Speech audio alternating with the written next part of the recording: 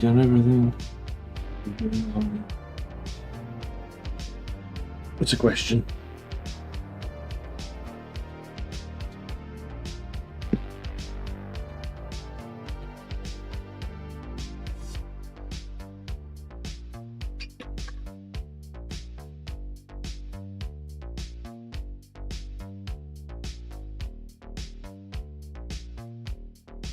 We are live? Maybe? It is live. It's not live.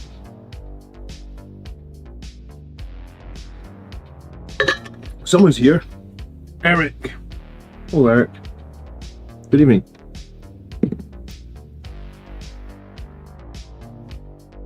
Naeem, good evening. How are you guys doing? I'm feeling very warm today, actually. Might have to open the window in here in a minute. I've got a fan on, but I still feel very warm. It's funny that I sat here for like 15 minutes setting up the stream, and like all the way through the stream, all the way through setup, I'm just like focused on doing the stream. The second I start the stream, I'm like, fucking hell, I'm warm. Look at that, I managed to swear within like the first minute as well to demonetize my stream. Welcome to Saturday night. I haven't even started drinking, honestly. I was going to have a coffee. I was going to paint a bit of Robert the Bruce. If you're new to the stream, this model is Robert the Bruce. Are you new to the channel? This is Robert the Bruce. What a great name for a model.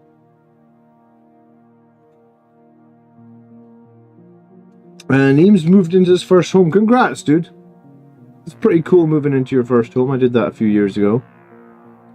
You think that everything's going to be rosy, and then you realize once you've got your first home, you're like, oh well, we want to do this to the bathroom, and we want to change the kitchen, and it never ends. But congratulations, at least it's now yours. That is the first step on the ladder, so to speak. Eric says, I'll start the topic. What are your thoughts on the Reavers with the Reaver Lieutenant? I thought they were really good when they could deep strike, shoot, and then move, and then charge. Because they had a bunch of precision as well, right? I think because they can't shoot, move, then charge, and they just have like their 9-inch charge. They're good against infantry-based armies because they obviously reduce enemy OC if they're infantry. But I found, like, I did play them like 1 or 2 times, I feel. They feel pretty niche to me. And I think for the points you pay for them for Blood Angels, like, most of the time I feel like I would just take Assault Intercessors. Does it reduce OC to 0 or not? I think the Terror Troops rule means that if they fail their the enemy fails a battle shock test at -1 or something, and they're infantry, yeah, I think it reduces their OC to 0. How come? Why would you think it doesn't reduce their OC to 0, I guess is my question. Like, they're pretty good against infantry. Like, if the opponent has infantry on their home field objective, and that's all they're holding it with, like a unit of cultists or some nonsense, then I feel like they're pretty good. But like, a bunch of times you play against enemies that hold their home field objective of like strong units, and then I think the Reavers become undone, and I don't actually know how you would use, like, if you play against a Knight's army, how are you using Reavers? Cambo in the house, what's happening? Cambo, you're a big fan of Hounds of Mordecai.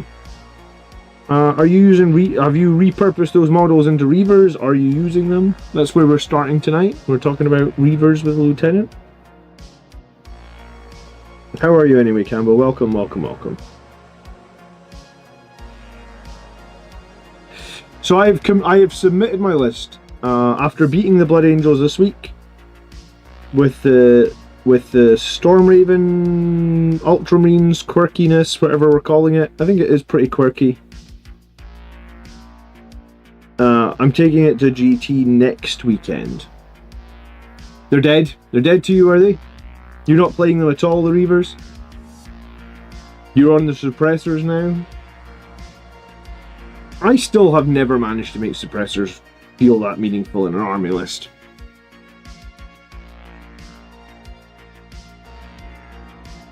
Maybe it's because I only ever run one squad of them, but yeah, I really struggle with suppressors. I've played them a bunch of times. They never perform for me. I've seen them perform against me now. That happened this week. I never see them perform for me. I mean, they didn't perform that much. I mean, I guess they make a tank -1 to hit. That's useful.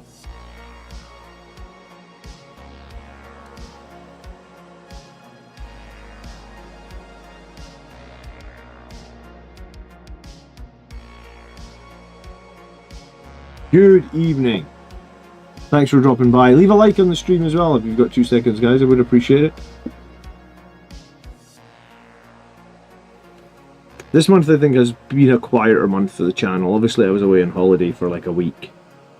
So yeah, it's just been a bit of a quieter month for me. But it might also be a quiet month because I'm playing Stormlands and I've not been playing so much Blood Angels. I'm keen to get back to Blood Angels, but I'm actually really keen to play this tournament with Stormlands. I think I'm going to go 3-2 with Stormlands. I think that's as strong as my list is. Captain America, good evening. But I mean, the last 2 events I've gone to with Blood Angels, I've gone 3-2 anyway. So I don't think it's going to be a downgrade. I think it's going to be the exact same performance, 3-2.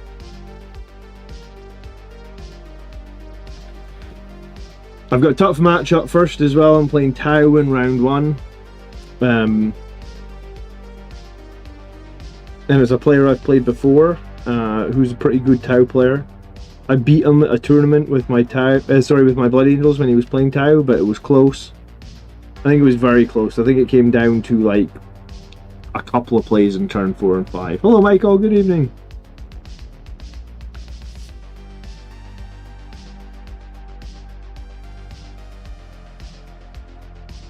So I'll need to have a proper look at the Tau list because it's been... I can't even remember the last time I played Tau. I'm hoping to play Thousand Suns on the channel this week. So that'll be my Stormlands list against Thousand Suns. I'm hoping that's going to be this week. I do have a friend that has been playing Thousand Suns and he's keen to bring them on the channel. So fingers crossed that's going to happen this week.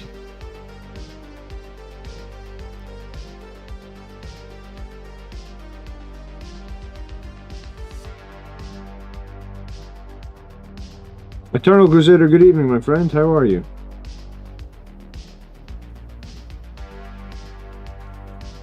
So I guess if am I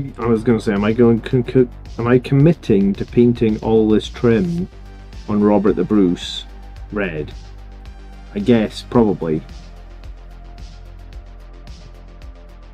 Eric says I'm painting red, grey, white, snow white camo. I'm super excited. That sounds cool. I was painting like Hoth, like Rebel Alliance from the Battle of Hoth. I thought that was pretty cool, but I've had them on the shelf for a long time. I've been very focused on 40k again.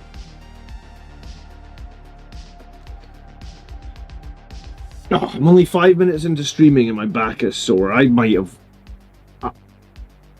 overworked out this morning. Or I'm just getting old, one of the two.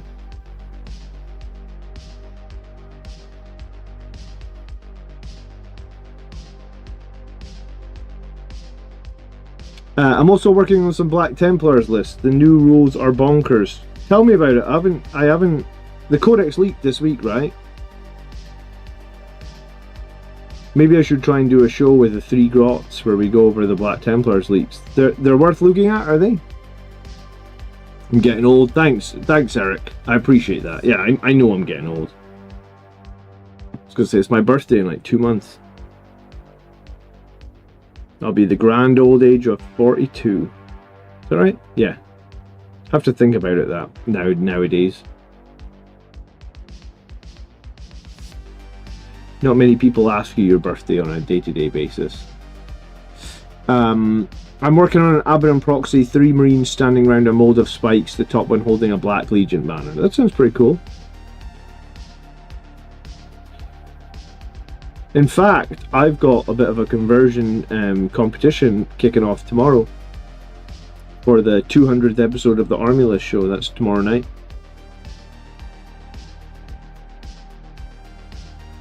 So if you've got a Blood Angels conversion you're working on, get ready to take a photo of it, because we're doing a giveaway based on Blood Angels conversions tomorrow night.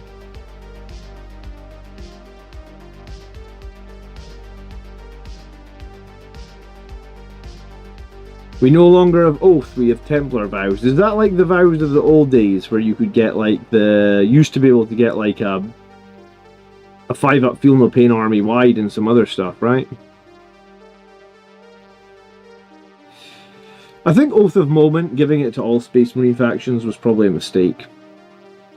Because some factions really love it, like Ultramarines do really well with it, but Blood Angels not so much, I feel like.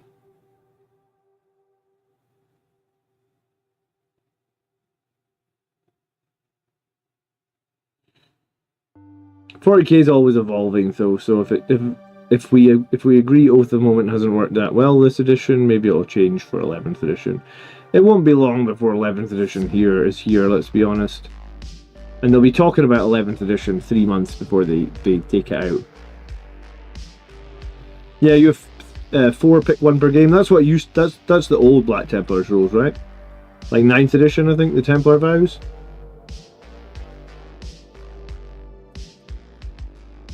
I think that's cool. Master of Dolphins says, I'll be playing my first match using new async missions next week. Does anyone have any advice on how it affects list building? It's a great question. I haven't played any of the async ones yet. Has anyone in chat? What's the thoughts?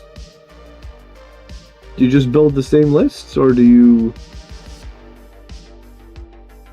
I don't suppose you know until you go to the game, though, if you're attacker or defender, right?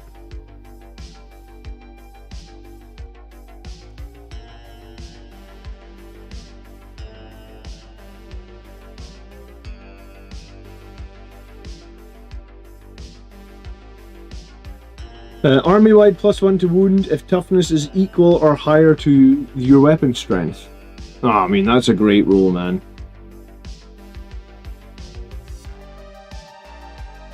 The tier list for the combat patrols didn't include the old ones. It wasn't intended to include the old ones, dude. It was just intended to include the new ones, right? Because the new ones were coming out and it was like whether or not people want to buy the new ones.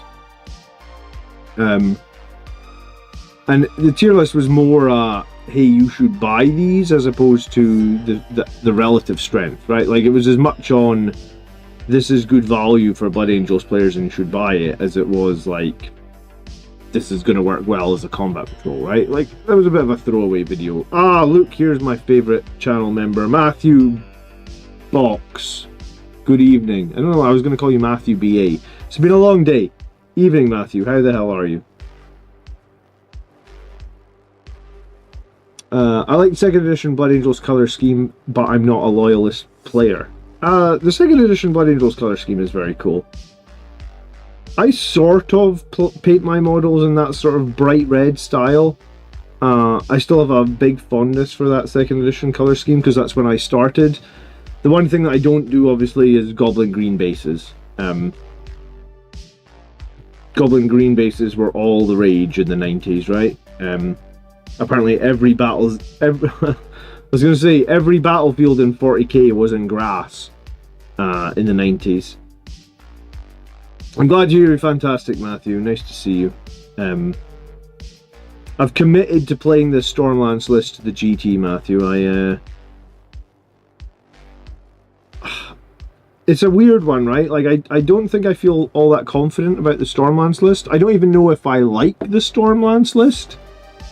But it has played 4 games, and it has won all 4 games. And, like, sometimes... I've had this happen to me once before, where I build a list that just kept winning, and I was like, this list just keeps beating everybody. Should I take it to a tournament? It's not really meta, it's just something I made up. So, yeah, I'm going to take it to a tournament and see what the hell happens. I'm hoping for a 3-2. I think 3-2 is pretty respectable at a tournament anyway, right? Like, if you get 3 wins, you're in the, like, you know, it's a 60% win rate. Shows you know your army, shows you know what you're doing.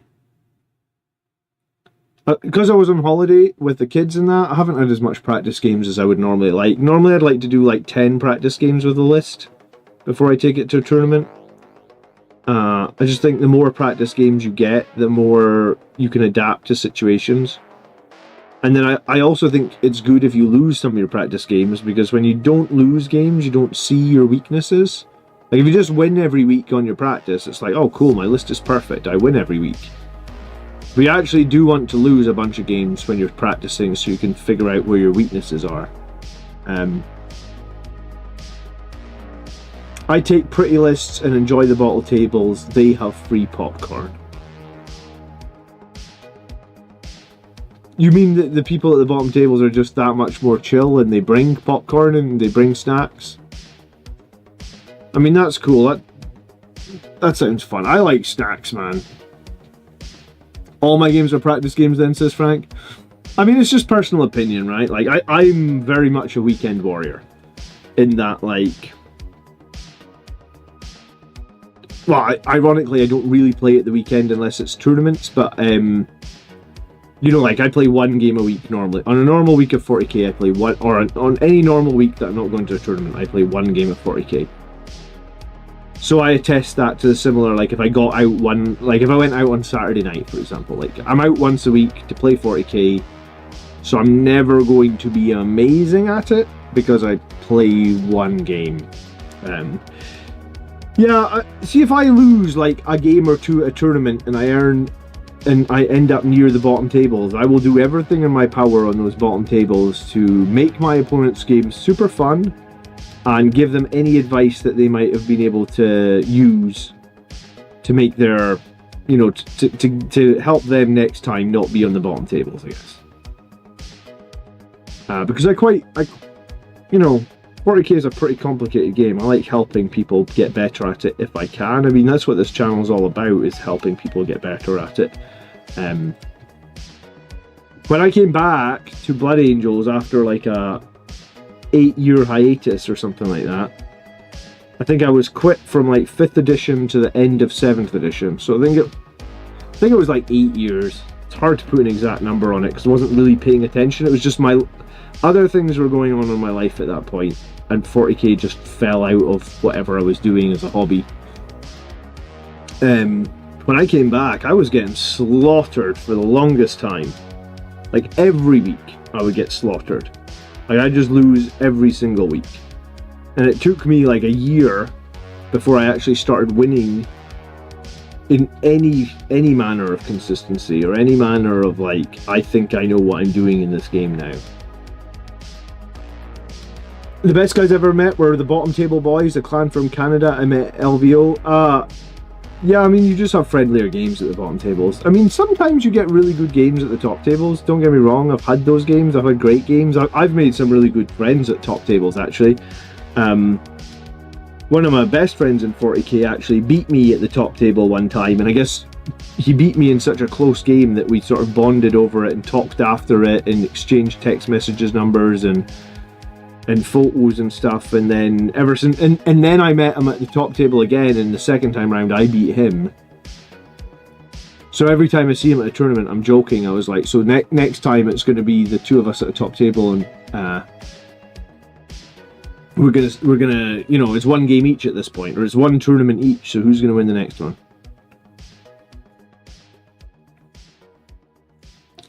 Yeah, there's going to be a lot of trim to do on this guy. I mean, essentially, it's kind of like edge highlighting, I guess. I mean, maybe I could have just dry brushed the whole fucking guy. I don't know what color I would have dry brushed the gold to, like silver or something. It's not a color I often dry brush. So, well, I mean, at this point, we're pretty committed, so.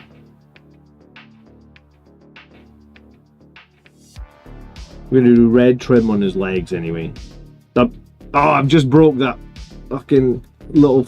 Marius was joking about these. He was like, everybody breaks these stupid little flames that Guilliman has on his base. Well, there's one broken. God damn it. Shouldn't have glued them in yet. They're like the most fragile thing I've ever seen on a 40k model. How did Games Workshop think that people weren't going to break that? I broke my torches as well. Oh well, do I get to join the I Broke the Torches club?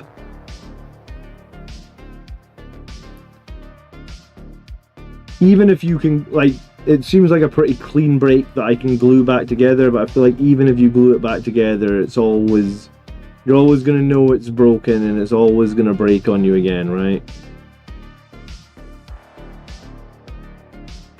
I have a friend that didn't even bother with the torches, says Stragon. I don't think I've played against Guilliman a bunch of times. Before Marius mentioned it, I didn't even think I don't think I ever saw somebody with the torches model, so I assume that everybody I've ever played against just ended up breaking their torches. It's a big club. It is a big club. I'm proud to be a member. So if you're watching this channel and think in any way, shape or form that I am good at modelling, there's the proof why I'm not. I just have perseverance, I guess.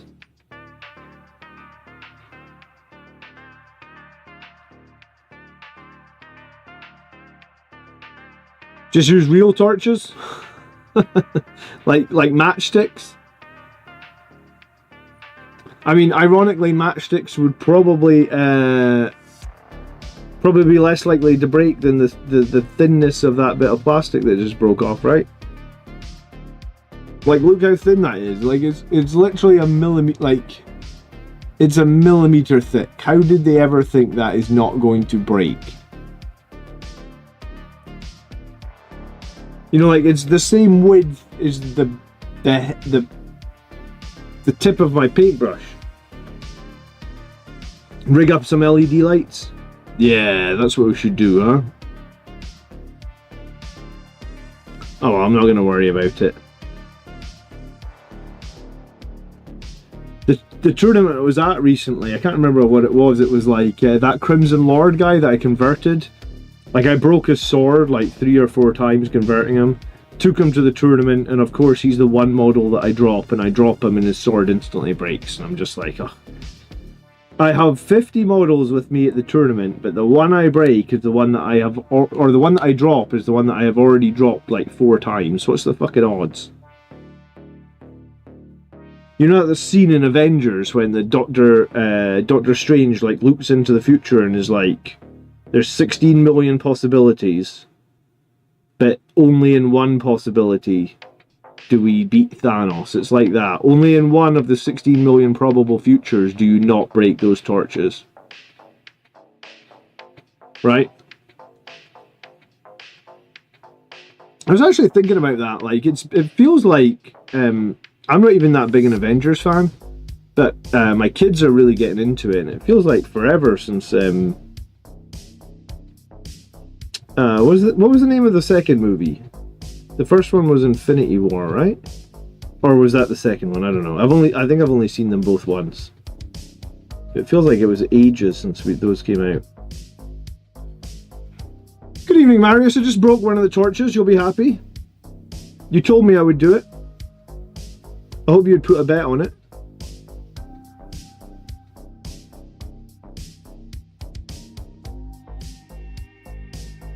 Endgame, that was the second movie, yeah. Well, if you haven't watched any of the MCU since Endgame, you honestly haven't been missing much, because I feel like I've been waiting for them to continue the Endgame story, maybe. Well done. Well done for breaking it? What, because I joined the I Broke the Torches club, or... But well done for keeping it not broken this long, like 2 months or something?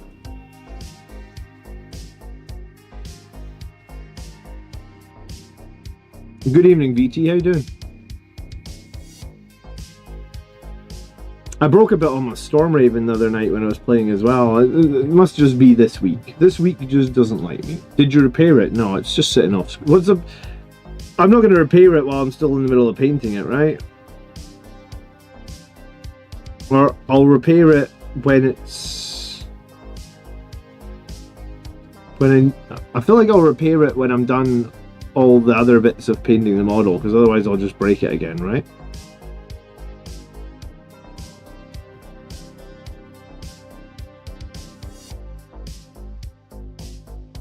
Brandon, good evening. It's nice to catch you live. Brandon, it's nice to have you here. How are you? Hope your Saturday night is treating you well.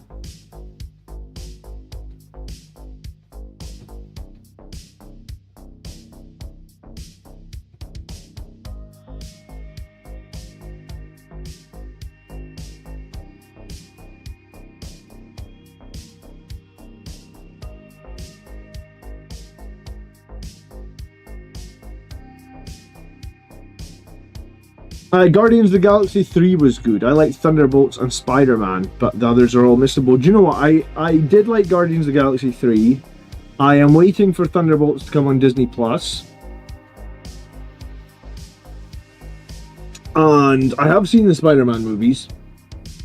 All three of them. All three Tom Holland ones. I did enjoy those as well. I also really enjoyed the cartoon Into the Spider-Verse. My kids love that cartoon. So we're looking forward to the third one.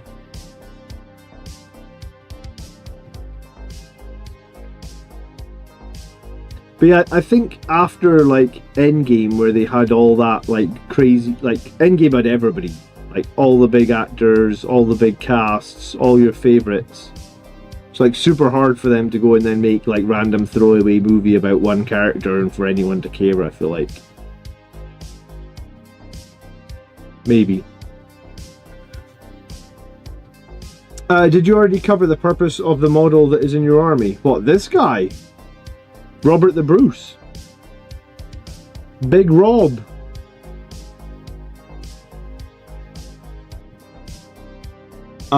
He's a Primarch. Here's the Ultramarines Primarch.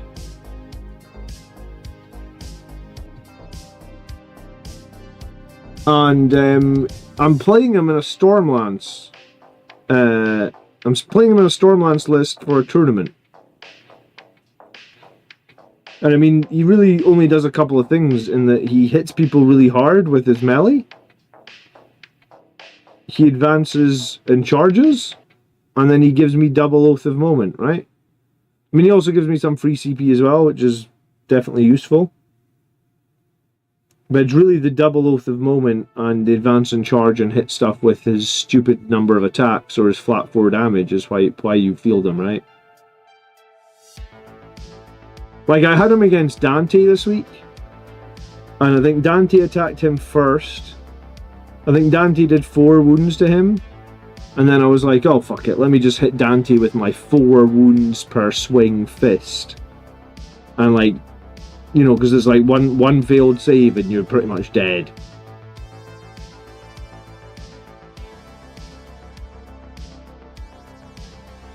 So, yeah, Dante charged him when he had 6 wounds remaining. Dante had 3 or 4 remaining, and he just tanked Dante and then he just killed him.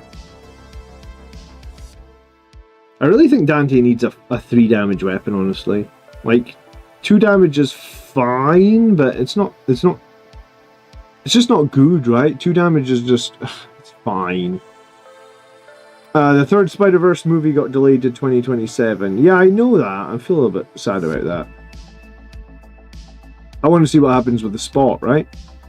Hello, Highland Phoenix. Are Assault Centurions pulling their weight? I think this week the Assault Centurions killed 1 suppressor and 1 intercessor. So this week wasn't a great week for the Assault Centurions in that they killed like 50 points of models. But yeah, I think they're a good threat to have.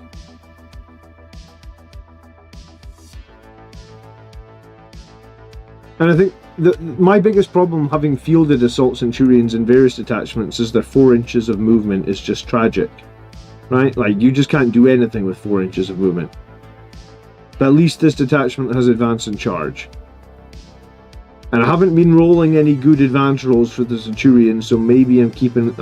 maybe I've been saving up all my good rolls for the tournament, right? I had to go to sleep and couldn't watch the game. I assume you won. Yeah, it was close. Or it was close-ish. I think the final score was something like 75 to 60.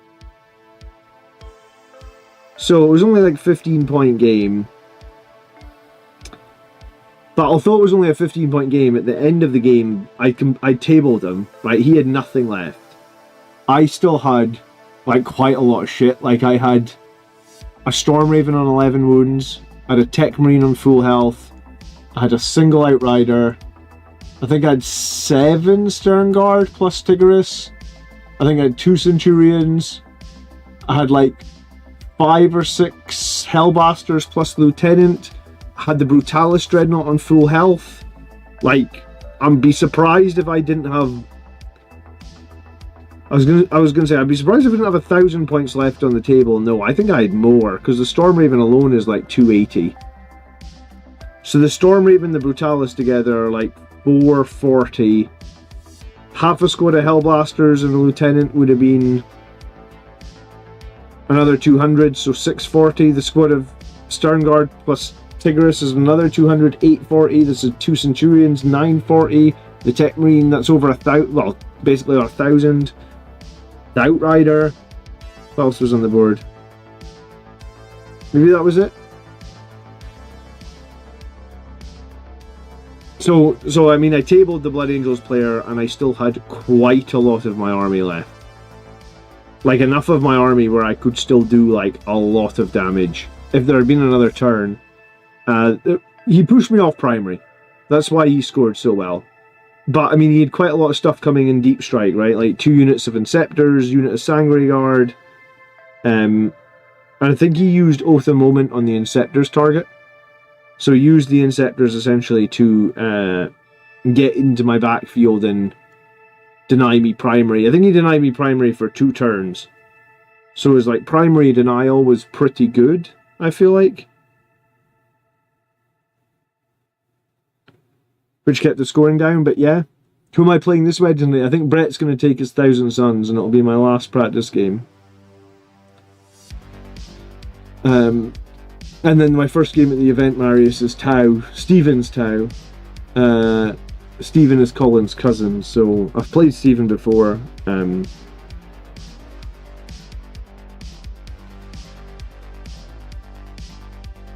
He's a good Tau player. We had a really close game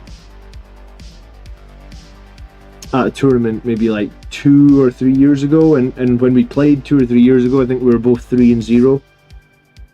So I think I beat him and went on to go... I think I beat him and went on to go to the top table at that tournament.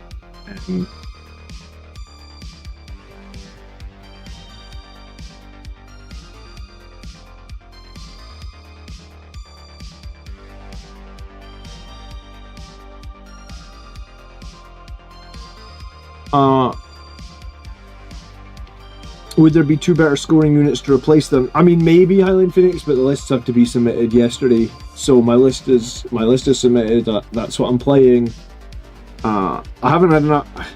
I feel like it's a running joke for me this edition that I never get enough. I feel like I never get enough practice with a list. But that could just be just be me. It takes me too long to find a list I really like. Like, too many practice games to get to a point where I'm happy. And then the tournaments are around on me. And here's the thing, I usually book tournaments like 3 months in advance. Like, I've known about this last one for like 3 months. So, yeah, probably what it is I've been trying to find a list I'm happy with for like 3 months. Pretty much, since, like, I think that this tournament was booked before the last one I even played.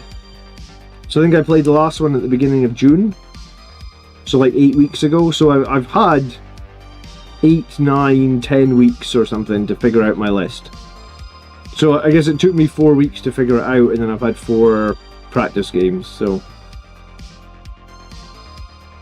But yeah, I mean, that's just my own problem, I guess. Like, I genuinely feel like I try and do 1 event every quarter, give or take. Anti-character 5-up, precision, 8-inch movement, negate 1 attack per phase, 2-inch charge against enemy character, dev wounds once per phase. The Emperor's Champion is a beast, and he can take enhancements for 90 points. Oh, excuse me, he sounds like the old company champion who was a beast for 55 points, right? What do you think is the deciding factor that let you table him so quickly? I think that Stern Guard and Hellblasters when you can give them assault and everything they're shooting is Oath of Momented +1 to wound, is just very, very good. Like, it's a little bit silly. Because I get 20 shots with the Hellblasters, sustained, re-rolling all hits, lethal hits, and +1 to wound, and I think his Sangre Guard had to take 16 saves from the Hellblasters at AP 3, 2 damage each. I mean, at that point, that's like a melee attack, right? Like, if you have to roll, you don't usually roll 16 saves from a shooting attack at AP 3, 2 damage, right? That feels like a melee attack. Or at least as a Blood Angels player, that's how I feel that goes, right? Like, maybe there's armies that do that much shooting and I'm just not super familiar with them, but you know, the Hellblasters do an awful lot of work, and then if any of those Hellblasters die, they're shooting again. And when they're shooting again, they keep all the buffs they had, so they keep their lethal hits, they keep their +1 to wound, they keep sustained. So if anyone dies, and I was actually, this week I was actually hoping to roll some ones on the Hazardous, like I was hoping. I was like, right, if I can get a Hazardous roll here, I can probably finish off, like my one unit of Hellblasters can completely delete Dante and the entire squad of Sangre Guard in one round of shooting. I was like, all I need to do is roll a couple of ones here and I've deleted the entire, you know, for the Hazardous, and I get to shoot again and I'll have, that one unit of Hellblasters will kill the whole Sangre Guard. But I rolled no ones. I had like 11 or 10 Hazardous to take. Maybe it was, I think he'd already killed the 2 guys, so it was 8 Hazardous. And I rolled no ones. I was like, God damn it, I actually want to roll a Hazardous. Because if I'd got Hazardous, I'd probably kill Dante as well.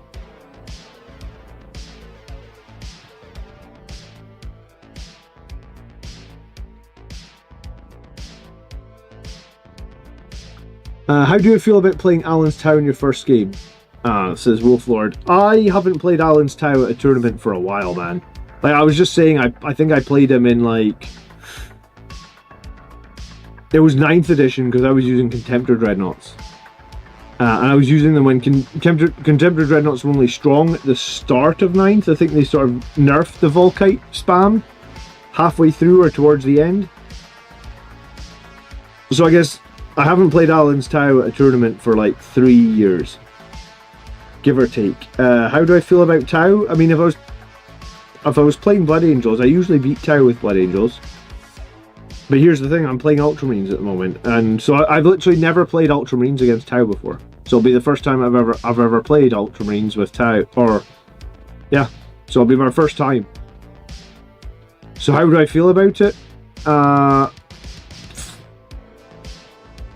mean, I feel like if I win, that'll be a great result, but if I lose, I'm not going to be upset. Part of the army list I'm running is a little bit quirky, I know that. Harry says, I bought myself the Blood Angels Combat Troll and a bunch of red paints today. I've never played a 40k before, but I'm keen to dive in with the red boys. Welcome, Harry. It's always nice to see new faces.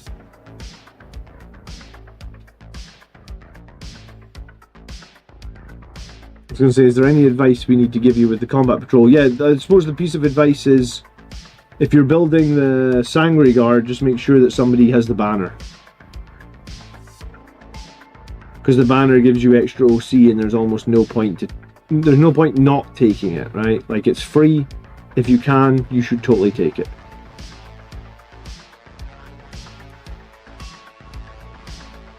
Is it just good into Blood Angels, or do you think it does well against the top performers? So I've played the list 4 times. I've beat Genestealer Cults, played by Miles. Miles is a very good player, so beating Miles probably is... Like, when I play Miles at tournaments, it always goes 50-50, right? Like, we've probably played each other 5 times at tournaments, or let's say 6 times. We're probably, 3 wins each, right? Like, Miles is a very good player. I like Miles a lot. So if we beating his Genestealer Cults with it felt good. I beat Colin's Death Guard with it. That also felt good because Death Guard were Death Guard were destroying my Blood Angels. Like, I have lost since the new Death Guard Codex, I think I've played them like 5 times with Blood Angels. I've played them 6 times, I've lost 5. So my Blood Angels are really struggling into Death Guard, and the Ultramarines list beat the Death Guard, and then it beat the Khorne list as well. And then also, now, just this week past, beat Blood Angels. So, I mean, like, I don't know. I don't know how I feel about playing Tau. Like, maybe I'll be pleasantly surprised and I can beat them as well, but, like, I've got no experience, so...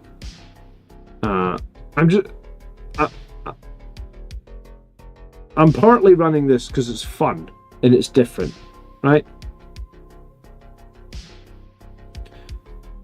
I was wanting a change after playing 6 months of Angelic Inheritors. I thought I was just going to jump back into Liberator Assault Group, but I kind of had in my head that I was going to try something just completely outside the box, or, you know, I was just going to try something completely different, and I played the Stormraven one time and I liked it. So I'm playing that. The Death Guard felt untouchable with Blood Angels. I just keep losing. They're too hard a counter for Blood Angels, right? Like, I just don't know how you beat them. The Volkites got their first big nerf as soon as you got yours painted. Yeah, so I got to the top table one time with the Volkites. I went 4-1 in that event. I should have finished second, but someone submarined battle points over me. But yeah, so I have beaten Alan before. I think in our only game we've played, I've beaten him. I don't think that means anything though, considering how long it is since I've played him. Chaos Knights are there. But yeah, I am like, I did look through the list of players, and I am pleased with the lack of Knights players. Get in Tau's face immediately. My list doesn't really get in people's faces, Highland Phoenix. I mean, the Brutalis will get in someone's face at some point, but yeah, my list isn't really I'm going to get in your face sort of list.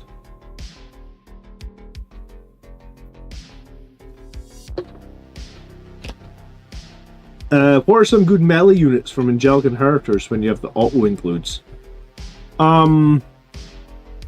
Maybe like a 5-man death company with a chaplain leading them,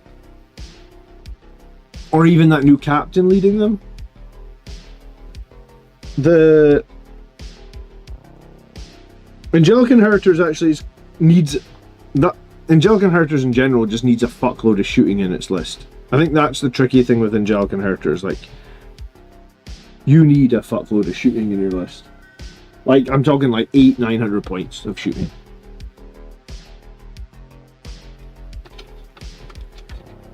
So I moved my camera for these live streams because it used to be right in front of me, and my phone and this magnifying glass completely obscured myself. So I've got a camera over here now. I still have this camera in front of me. I could switch to it. Yeah, see, so it's right in front of my face. So I think this is going to be the new hobby hangout camera over here. So that's my old camera. It's a piece of shit, but in the hobby hangout, I'm kind of small in the corner of the screen. So does it need to be any better than that? I think it's better, right? Is it better? Is it worse? Does anyone care? You don't need to care. It's fine.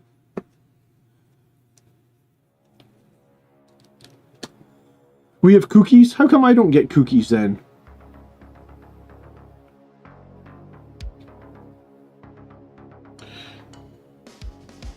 But yeah, I went to the last tournament trying to build a Blood Angels list to play Death Guard, and trying to build a Blood Angels list to play Forge Fiends, and it just wasn't that fun. Forge Fiends are so stupid, honestly.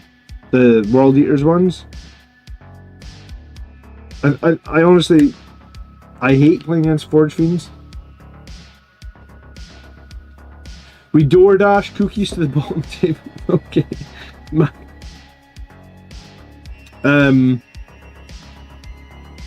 Thanks for the kind words, Matthew. I always entertain. Yeah, I'm gonna, after this tournament, unless I do amazing in this tournament, I think the next list I'm going to play is Iron Storm, I think. And I think if I'm going to do Iron... Like, my original plan post-Angelic Inheritors was going to be something bonkers, like... I was half thinking about, like, Iron Storm with Mephiston. So it was, like, all the Dreadnoughts, all the tanks, and Mephiston. I mean, I guess I could take some Tech Marines as well, because I've got a couple of them. But that's originally what I was thinking of doing, just for... You know the Monty Python thing, where they're like, now for something completely different. Like, now to, you know... Just to do something completely different, I guess. Like, as time goes forward, I want to do more completely different things. I think if you don't innovate on YouTube, you will potentially stagnate. So I want to do things that make me feel that, like, I'm thinking outside the box.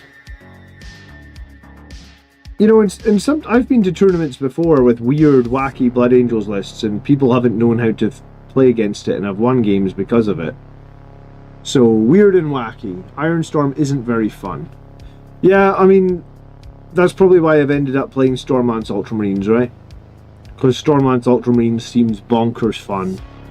And Stormlands Ultramarines has so much Alpha Strike, it's ridiculous.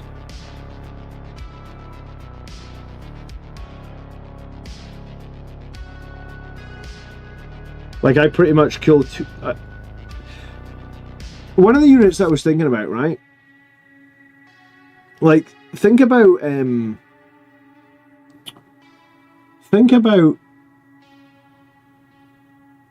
Oh, what's the unit? The Death Shroud Terminators, right? If you jump Death Shroud Terminators, let's say you jump them with Dante and, like, 6 Sangre Guard, right? So you jump into Death Shroud Terminators. Dante, 6 Sangre Guard, Liberator, Assault Group. You get, like, 39 attacks. Right? You're hitting on 2s, so let's be generous and say 35 hits. That's maybe slightly above. You are strength 8, they are toughness 7, so you wound on 3s. So somewhere in the region of like 22, 23 saves. We know they're going to pass half of them because they got 4 up. So they're probably going to fail 11 saves. Now, if they pay... that, like, 1 CP, 2 CP, whatever it is, remember they can, if they're next to the... If they're next to, Demon Prince, they can do this for 1 CP. So for 1 CP, they pay their half damage stratagem. Right? Like, so 2 damage becomes 1 damage into them. So, like, Dante, plus 6 Sangre Guard, making a charge into Death Shroud Terminators... I mean, this has to be an obscure charge, because if you're not obscured, they're going to shoot you with the flamers, and they're going to make you -1... they're going to kill one of your guys, because they get a bonkers number of flamer shots. So assuming you can make an obscure charge, you're still actually only going to kill... There's a 360 point unit that's arguably one of the best Blood Angels units for killing elites. And it's actually only going to kill 2 Death Shroud. Which is really bad, right? Because 4 Death Shroud plus some sort of character, be it a Lord of Vigilance, be it a Chaos Sorcerer, it doesn't really matter what character they have. You're going to lose at least half, maybe more, of your Sangre Guard on the swing back, right? You're going to lose so many of them, I would think. I'd be surprised if you don't lose like 4 of them on the swing back. Because they like hit on 2s with lethals, and they've got high strength, and they've got good AP, and lots of attacks. Whereas, like, in my Ultramarines list, I can shoot them from, like, 12 inches away with, like, the Stern Guard. And I can kill twice as many of them, probably. And if they move, I can shoot them again on Overwatch. So it's like... Blood Angels are a difficult spot. Like, that math is just horrific. I don't know what that means. Like, in my mind, I'm thinking, are Sangre Guards A, still too expensive, or B, just not good enough in terms of the weapons they have? Like, Sangre Guard are not supposed to kill vehicles. They're supposed to kill elites. Like, they just don't kill elites at the rate you need them to kill, considering they only toughness 4. And if you're fighting Death Guard, remember, you're going to be toughness 3, because it's going to make you -1 toughness the second you get anywhere close to them.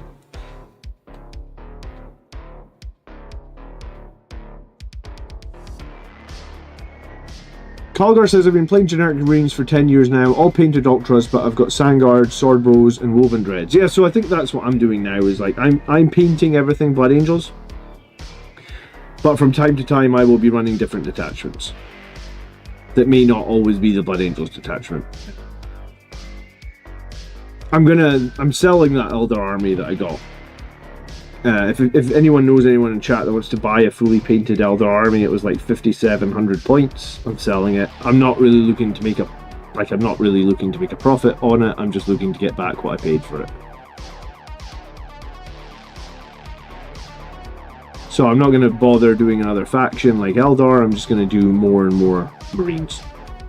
May 11th edition bring back Death Company and Death Company Dreadnoughts. Yeah, I mean, I think the Death Company rules need something more.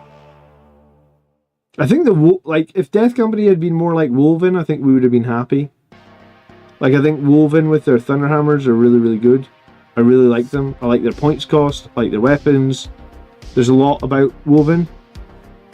Craft World Commander second channel is dead on arrival. Yeah, I don't have enough time to do Craft World as well, so I'm gonna sell that army. It was a cute idea, I guess. I'm sure I'll be able to get some money back for it, right? Like, it's a fully painted Eldar army. Worst case, I could throw it on eBay. I was hoping I could find someone that wants to buy it, not on eBay, because eBay take a giant chunk of it and just to pay the arse, really. Painting it, packaging it all up for eBay, right? Brandon's painting 10 Woven right now. I hope you've got them with Thunderhammers, because I think the other units, the ones without Thunderhammers are worthless.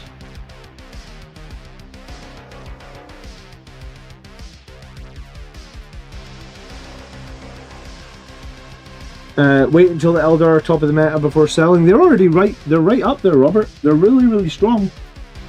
Fugin is like one of the best characters in the game right now.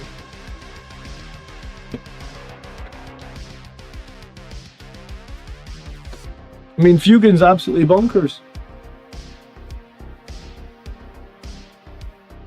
I've got a painted Fugin, he was in the box. Bring back the Red Templars to try the new Codex. I could bring back Red Templars. I could play some Red Templars. Maybe that's what I do next. Could buy well, do I even need to buy the Codex? Because apparently it's leaked already. How is it that every single book leaks early now? Like, what's up with that? Who is this mysterious leaker?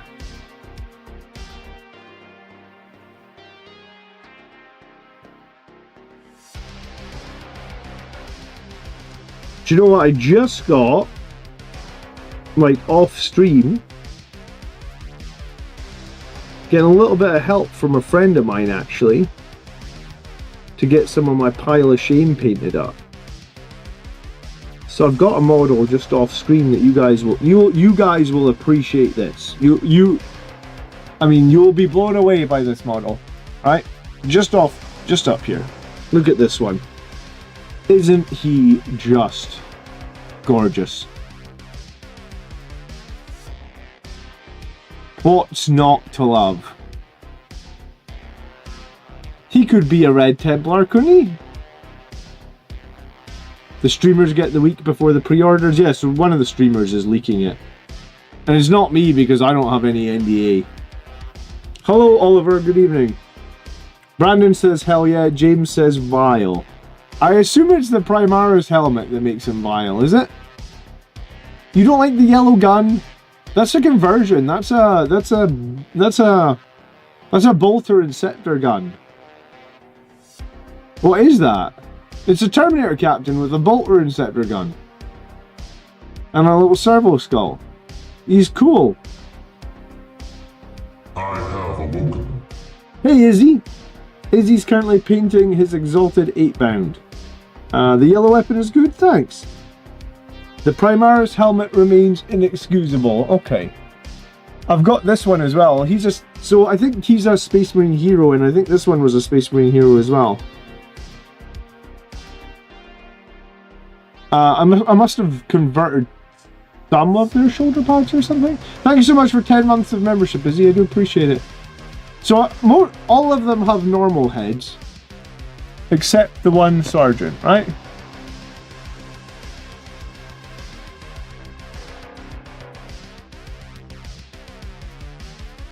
I think it's good. Thanks, Matthew. Chusa likes it. There you go. So I've got a new squad of 10 assault terminators ready to go. Well, I say ready to go. They need a little coat of varnish. I'm not able to work on my models right now. I'm on holiday. I've been stopping past hobby stores. Isn't that the way when you're on holiday? I always try and find, if I'm going to a town that's got a Games Workshop, I always like to go. Like, I always like to just get into the Games Workshop and say hello. I used to do that before I had the YouTube channel. Now, at least, you know, people are a bit... Some people know me, and that's nice. But I get it. If you're on holiday, I like to visit... If it's possible, I like to visit a Warhammer store. Usually that's when I just buy something random that I don't need. Just add to the pile of shame. You're on holiday, who's judging you?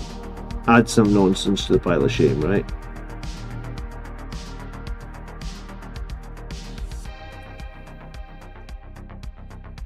The yellow weapons are classic. Just need some fire on the legs. Oh yeah, they used to have fire running up their legs, didn't they? I think that's beyond my painting skills. Harry says, do you think Vanguard Veterans will be in 11th edition? I firmly believe that Vanguard Veterans will be in the starter box for 11th edition. My feeling is that the starter box of 11th edition will include Vanguard Veterans. It will include Assault Terminators. And it will include...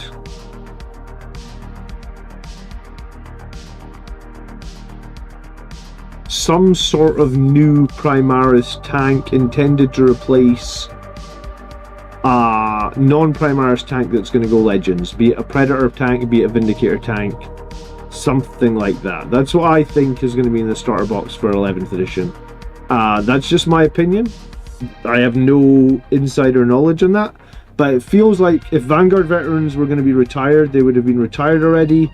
And everybody knows Assault Terminators rules have been really, really poor this edition. It's almost a running joke how bad their rules are. And they've sort of... Well, they just released the Imperial Fist character, who is a Assault Terminator for Imperial Fist, right? Lysander, excuse me. So I 100% believe that we'll get Assault Terminators. VT says, I'm not a fan of the Terminator helmet, but I'm not a fan of the Primaris one either. Well,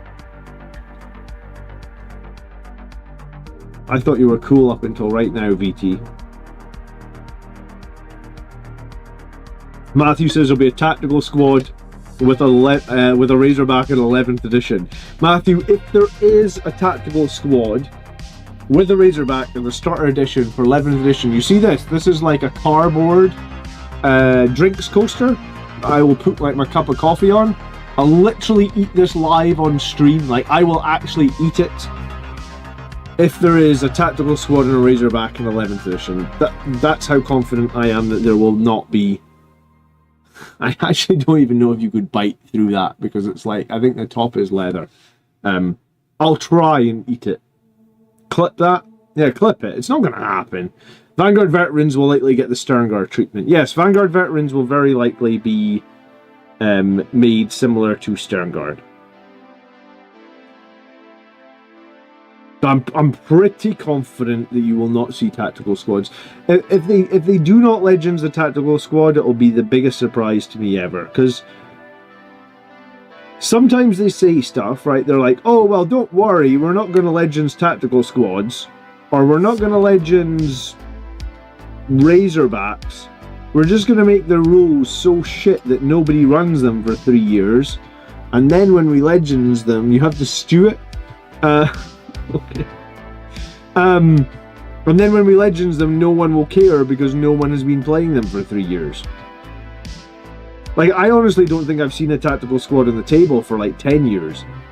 I know some people like to occasionally run them. I know Marius. Well, Marius ran a Firstborn army to a tournament, and he got the wooden spoon. I don't think Marius is that bad a player, so I think probably what it means is the rules for Firstborn just fucking stink. They're just not a competitive army. They are, if you want some nostalgia, yes, you can still play them, but can you actually run them to any sort of an event or tournament? No, you can't. You haven't been able to for a while. I mean, you can run them, but in a competitive sense, no, you can't. Belarius Call has been hard at work and has now made special weapons compatible with Tacticus armor. Well, I very much doubt that's Belarius' Call. I very much doubt that's his priority, but I guess we'll find out, right? I feel like a high degree of confidence that that's not going to happen.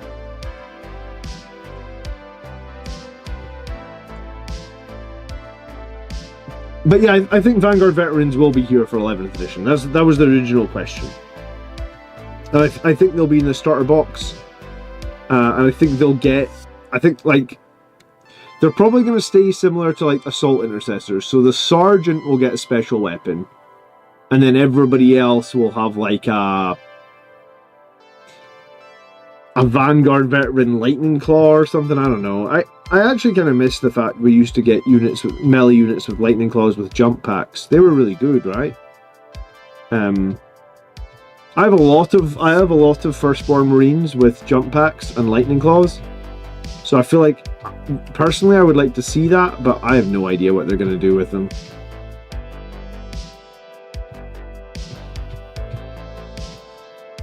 There will be a 10-man intercessors. God, I'm so sick of intercessors, man. Every fucking combat patrol, it's like 5 intercessors. Who needs it?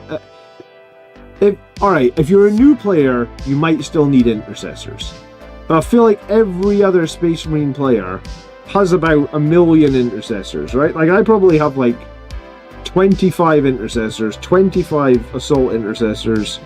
I've got intercessors on sprues I haven't even been arsed to clip off, you know, like... I think you get to a point where, like, as a Space Marine player, you just have too many intercessors, right? Like, that is a thing. Like, stop giving us intercessors. We don't need any more intercessors. I don't need them in combat patrols. I don't need them in starter boxes. What do you call, you know, like the Strike Force Augustus box that we got? So halfway through, was it 9th edition, we got that Shadow Spear box. Which had all the Vanguard Marines, right? I don't have enough intercessors. Miles, I will look in my box again. What are you looking for? I'll actually give you some more intercessors. I think I hung on to the Infernus Marines because I don't know why, but I could probably give you 5 Infernus Marines as well. We had a box like that for 9th edition, which was the Strike Force Augustus, but we haven't had a box like that for 10th edition, right? You just need 5. You need them with bolt rifles or you need them with chainswords? I'm 100% sure I can give you 5 intercessors. You just tell me what weapon options you need, Miles.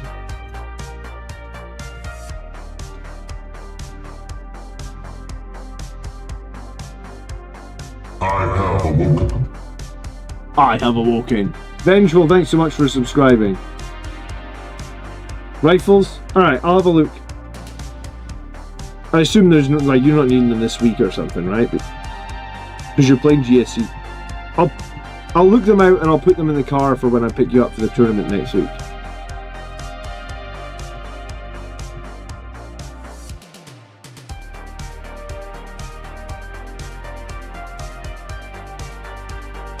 I think I'm just done with intercessors, man. I don't need any more.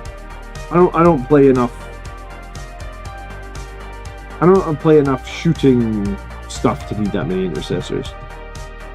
I'm a new 40k player, but we're giving away intercessors. Where are you in the world, Harry? Like, which country?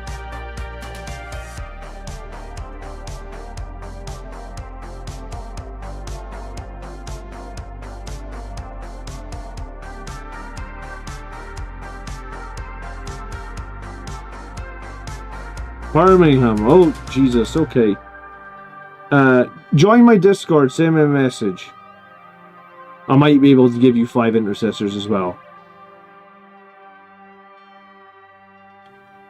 I think I was hanging on to them for a while, but honestly, like, I know I know Phil's been doing that list with like 100 intercessors in it, and I just don't think I have the motivation to do 100 intercessors. I also think I don't know if I would find that much fun, right? Just advancing 100 intercessors across the board. It doesn't sound quite like the way I like to play 40k. It won't make up for having to live in Birmingham. Hey, dude, I gotta live in Scotland. We're like miles and miles north of the wall. It's like wildling country up here.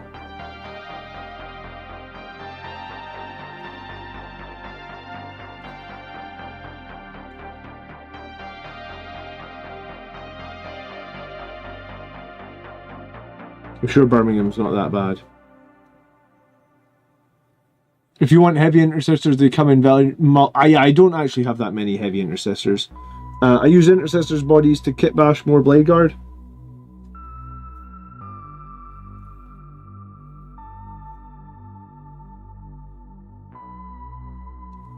Yeah, I need to make some more blade guard. I'm going to kit bash a couple of the Vitrix guard next, I think.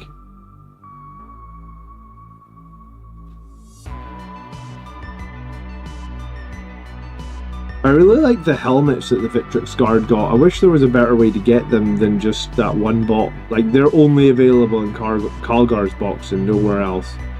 I hate it when they do that. Birmingham gave us Black Sabbath. There you go. Generals gather in their masses. I actually hadn't heard, like, I know Ozzy just passed this week, but I used to listen to Black Sabbath a lot, and I guess my music tastes have changed. I haven't listened to Black Sabbath in the longest time.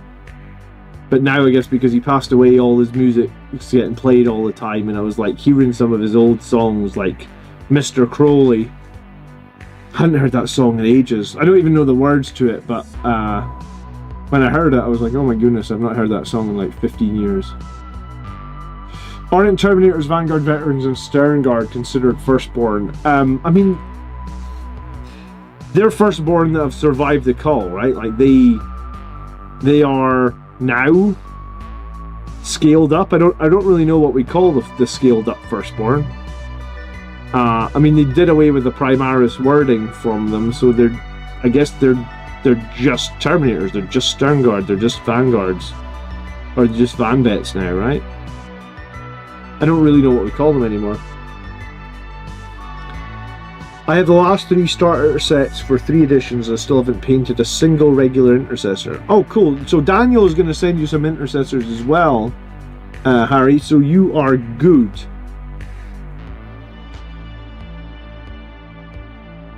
I mean, I don't really know why you would need more than like 5 intercessors in any list. For Blood Angels, I barely run 5. If I'm running 5 assault intercessors, I'm probably not running 5 regular intercessors. If I'm running 5 regulars, I'm probably not running 5 assault. You know, like, there's just not a lot of space in them. There's just not a lot of space to run intercessors, unless you're doing that list that Phil's doing, where you're just gonna be like, fuck it, I'm gonna run 60 assault intercessors. I do think I've met Phil in real life. His name on when he comes into the streams is like Phil. It's like he's mixed his name with like Arpeggio, so it's like Phil Arpeggio. But I've met Phil in real life, and when I met him in real life, I actually thought he was like quite a nice person, and I also thought he was sane. And then I've seen his army lists, and he's like, I run 60 assault intercessors on foot, and I think he was running 20 Death Company, so 60 assault intercessors on foot, 20 Death Company on foot, and then it was like 15 jump intercessors and 10 Death Company with jump packs. So like 113 Marines. I think he had like a captain in there as well for good measure, or 2 captains or something. He must have had 3, because he said he had 113 Marines. So I met him in real life and thought he was okay, and then I looked at his army list and was like, oh my god, this guy's insane. Who runs 113 Marines? Ugh, no thank you. 130 Marine list king?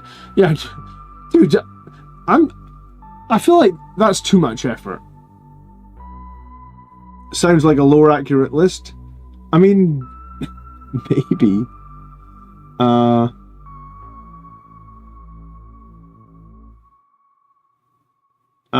Hulk Hogan and Ozzy both died and both had reality shows. Hulk Hogan had a reality show? I never looked at it.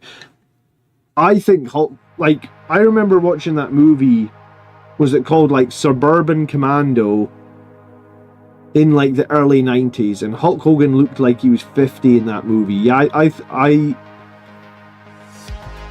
I could be totally wrong, so take it with a pinch of salt, but I do think that like a lot of those wrestlers from like WWE wrestling and stuff, like back in the 80s and 90s, like I think there was quite a lot of steroids going on. I think possibly they didn't realise how dangerous steroids were back then, and or they just felt like they needed to take the steroids to be bigger, to get more views and etc. But it does seem like a lot of the wrestlers from those eras just die because heart attacks, primarily from years of using steroids, right? Like I really think that they didn't realise how dangerous steroids were. So like 71 for Hulk Hogan, probably. I mean, it sucks that he's dead, and I'm sure it sucks for his family, but like, yeah, I think there was, you know, those things did obviously a lot of damage to people's bodies, and you can't undo that damage, right? Steroids and cocaine. Well, I don't know anything about cocaine, but I'm pretty sure based on what they looked like, they were definitely taking steroids.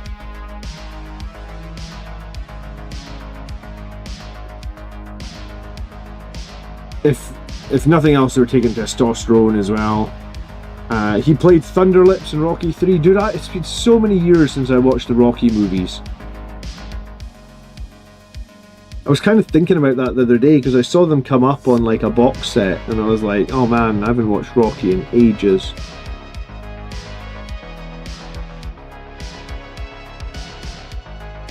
I don't even know if I've seen them all. I definitely seen like the first couple.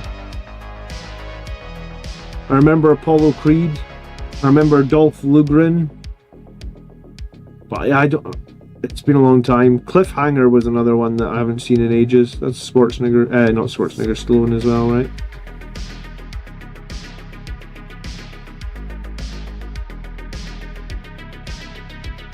Suburban Commando was 1991. He was only 37. Yeah, but I remember watching that in like 1991, and I honestly thought he was like 60 or 50. Like, he's bald, or right? He's pretty bald in that movie. I don't know, man. I was thinking that it's pretty wild. Like, I remember growing up watching that movie, and then, you know, that actors from my childhood are starting to die now.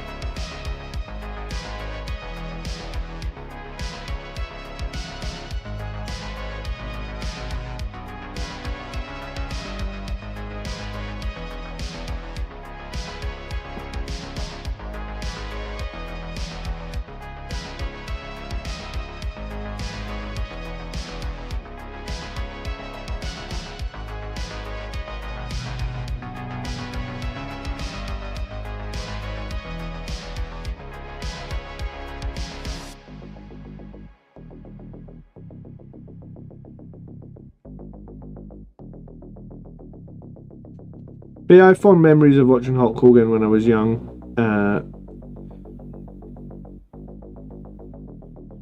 He must have retired from wrestling pretty early then, right? Because like I watched wrestling a lot when I was like 6. So I was like, I was going to say like 16, 17. I watched a lot of wrestling. So I watched wrestling in like 1998, 1999. That's when I was 16, 17, maybe 2000 a little bit. And like Hulk Hogan was not in WWE at that point, or I think it was maybe even called WWF. So like Hulk Hogan must have retired from wrestling when he was like 40. Like I mean, it must have been like a substance thing, right? It must have been like you got told to stop. It must have been a health thing, right? Because, like, what's he been doing since... He looked like you could have a 37-year-old child in that movie. Exactly. But what's he been doing? Like, what's his career been? He was back in the mid-2000s, was he, for a bit? I didn't watch wrestling in the mid-2000s, I guess. I know he had, like, a one-off match against The Rock at some point. Like the headline of WrestleMania. So he must have come back for that, but I really thought it was just, like, a one-off match.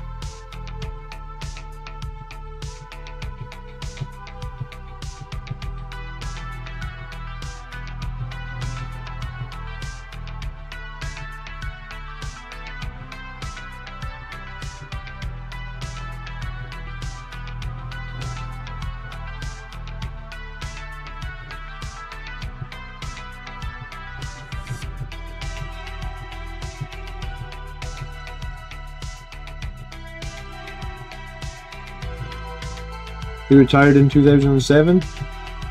So if he was 37 in 91, I guess he retired when he was almost 50. Okay, just feels like forever.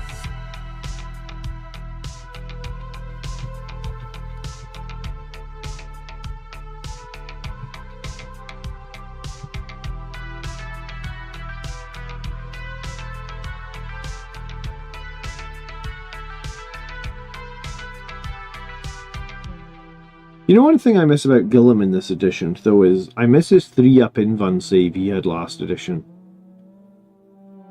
Like, 3-up invuln save is kind of just obnoxious a little bit, I guess.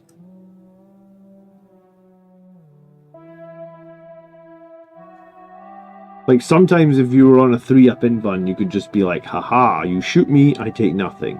You shoot me again, I take nothing. I guess he's got lone operative now, which is pretty cool. But yeah, I definitely liked his 3-up invuln. Maybe not when I was playing against him, but playing him, yeah, for sure. 3-up invuln is a nice thing to have, right?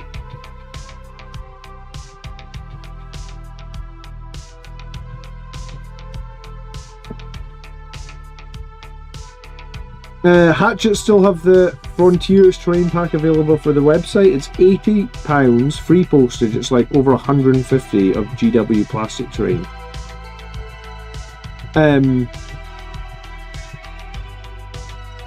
Is it like tournament terrain or is it more like thematic terrain? Excuse me.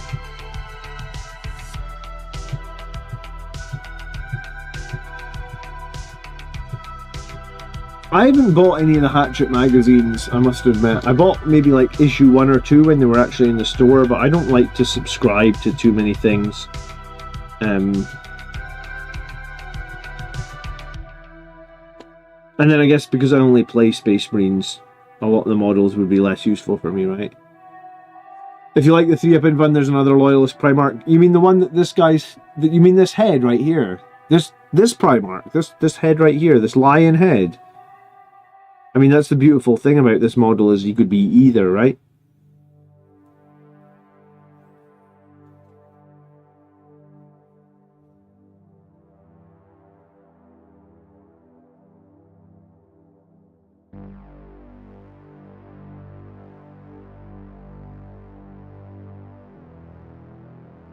But when I was playing on Wednesday night, James Gibb was saying that he thought that he was saying that he thought Guilliman was a much stronger Primarch than the Lion. In terms of like the rules, maybe not like the lore, just the rules that they have. He felt like Guilliman just enhances the army a bit more. Robert the Bruce is missing a shield and a plasma. We could get them both. We could convert a shield and a plasma, but it wouldn't be too hard to do, I feel like.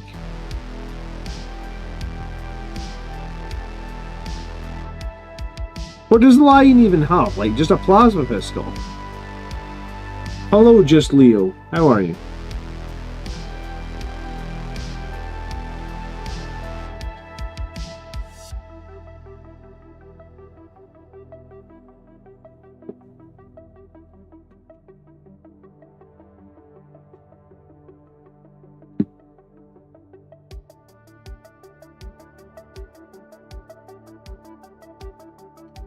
I just tried the new drop pod, it was pretty fun.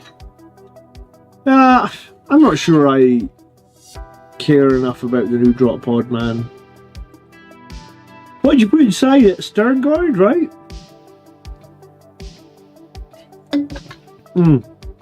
6 blade guard with the fight first chaplain. And they made the 9-inch charge. Well, I guess there's worse things to put in it than 6 blade guard that make their 9-inch charge, huh?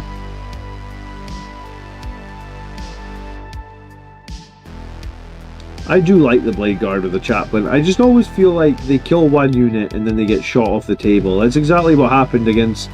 I was playing Blood Angels against... I was playing against Blood Angels this week, and that exact thing happened where the blade guard charged into a Vindicator tank. They spent like 3 rounds of combat, 3 turns, fighting this Vindicator tank. When they finally finished killing the Vindicator tank, my whole army was in position to just gun them down, and that was it. They never got to use their fight first, they just got gunned off the table. That's usually what happens to me when I play Blade Guard, I feel like. Nobody needed a new drop pod, says James. Yeah, I don't really understand the logic of it. I guess the logic is they're scaling up the first, or they're scaling up all the... Anything that's not getting Legends is getting a scaled up new kit.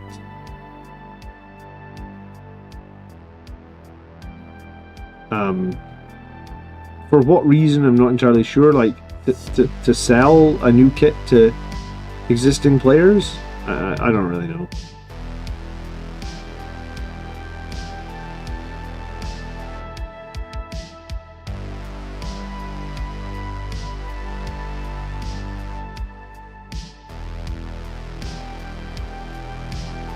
They were all dead before I popped the fight first. To be fair, he did manage to unalive a unit to the clown guys before he died too, so they managed to kill 2. But yeah, I mean, that's the thing, they kill 1 or 2 and then they just get gunned down very, very quickly. I think it's, like, it's probably just the very low toughness. But maybe that's just more of a general Blood Angels problem, is like, Blood Angels do have kind of low toughness on their army. So while we hit somewhat fast, I don't think we hit particularly hard, and then because we don't hit particularly hard, like, I think Death Guard hit hard. I don't think Blood Angels hit all that hard. We just hit fast, I guess.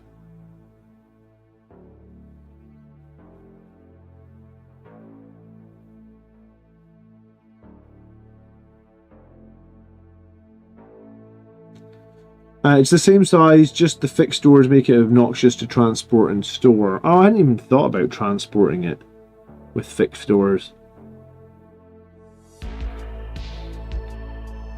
Yeah, how do you even transport that? Like, it needs its own box just for the drop pod? That'll be annoying.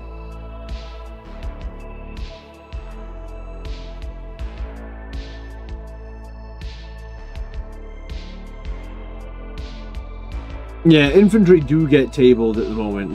That's the tricky thing, right? Like, toughness 4 infantry and melee... the toughness 4 infantry that need to be in melee range to do damage...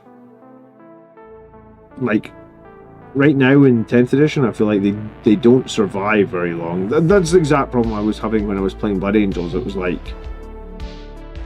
my infantry do not feel survivable. So that's why I guess I was taking, like you said, you've got a couple of Vindicator tanks, maybe you've got a couple of Battle Predators. So you've taken some stuff that maybe has like higher toughness. I mean, that's one of the reasons I guess I keep running Impulsors with Blood Angels. Because then at least I feel like I can keep some units alive inside the Impulsor till I need them later in the game.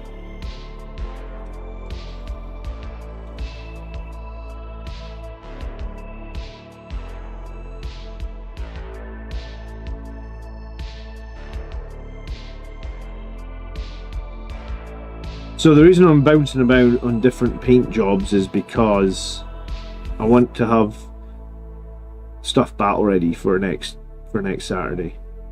I mean, I think I'm pretty much already battle ready on most stuff, but it doesn't hurt to have a few more colours on things just to feel like I have gone to a bit of effort for this tournament. Good evening, Aradine. How are you? Did you catch the game on Thursday night?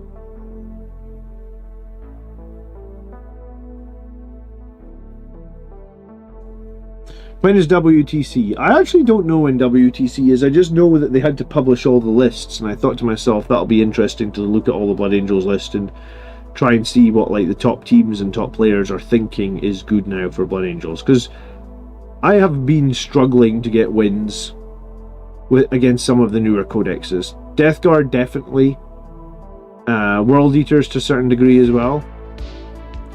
I did beat World Eaters at the tournament that I played them at, but like, my god, it was literally like the last roll of the dice that I won the game with. So I feel like World Eaters are a lot harder for us to deal with. I feel like Death Guard are super hard and obnoxious for us to deal with.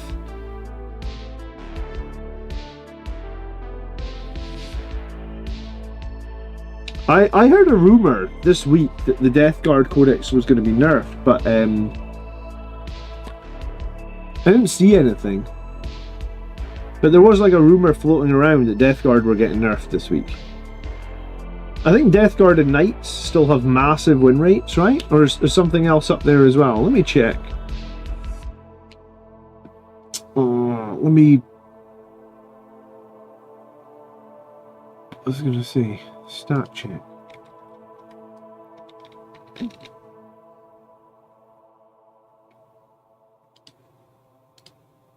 Right, Meta 10th edition dashboard.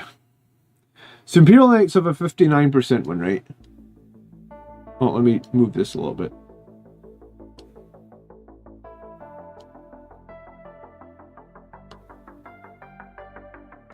Yeah, so Imperial Knights have a 59% win rate. Death Guard have 56, Chaos Knights have 56, GSC have 56. Oh, that's why Miles is playing GSC, of course. Of course it is. Yeah. Okay. Blood Angels have been moving up. We're up at 50% now. Cool. Space Marines, which I am dumbly playing at the moment. Where's Space Marines? Oh, they're 45%. Can we see? I think you can see the breakdown of the different detachments though. Oh, Stormlands is 51%. Okay, that makes sense. So I'm playing Stormlands because I'm a filthy meta chaser and I want to win games. Blood Angels, the breakdown is Inheritors is 54% win rate. Wow. And Liberator Assault Group is actually 49%. I guess Liberator Assault Group is probably just more forgiving for new players. And then one player is trying to play Blood Angels Firestorm. If this isn't McFatson, I would be surprised. So McFatson is playing Firestorm, and he's got a 33% win rate. Well, at least he's sticking with them, huh? Just Leo says, thanks for chatting with you, Commander. I died to World Eaters yesterday. I won't spam chat too much. Quite active on the TTS scene. I actually don't play on TTS, I'm afraid.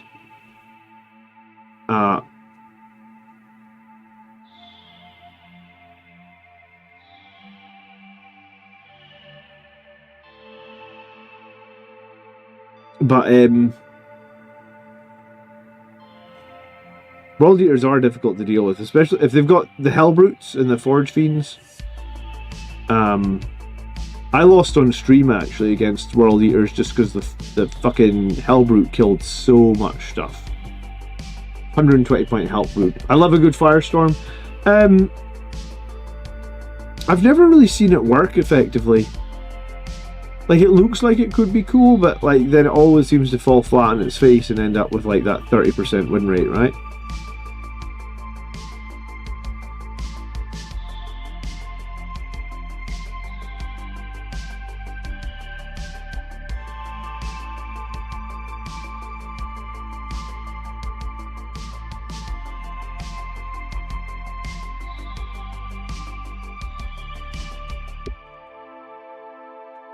It's interesting to see that Inheritors is so much higher than Angel. I think probably Inheritors requires you to have, I wouldn't say higher skill, but like Maybe you just need to be more switched on to play Inheritors, or maybe you need to be like, you know, like if you ever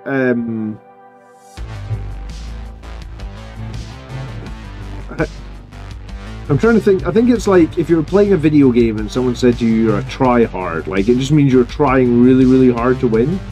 So maybe you just, like, maybe Inheritors is more like that. Like the people that are playing Inheritors are trying desperately hard to make it win. And as such, they are winning more with it, but like, it's only a small number of players that are doing it because they're the ones that are super dead. They're like, I think Inheritors is better, I'm going to make this work.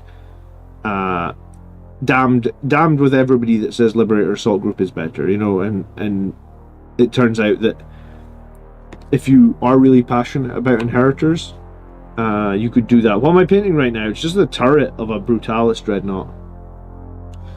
You should glance at the new Black Templars rules. I'll see if we can do an episode of the podcast on the new Black Templars rules then, because I don't think we've got anything lined up, and I know the Black Templar stuff leaked, so and I for one like overpowered stuff in terms of like, I like looking at it, I like complaining about it.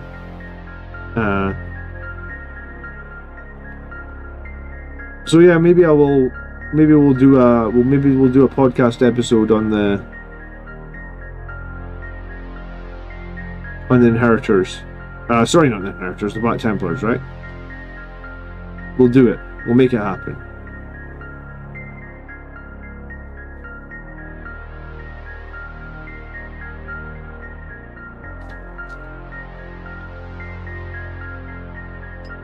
Inheritors ride a much finer line.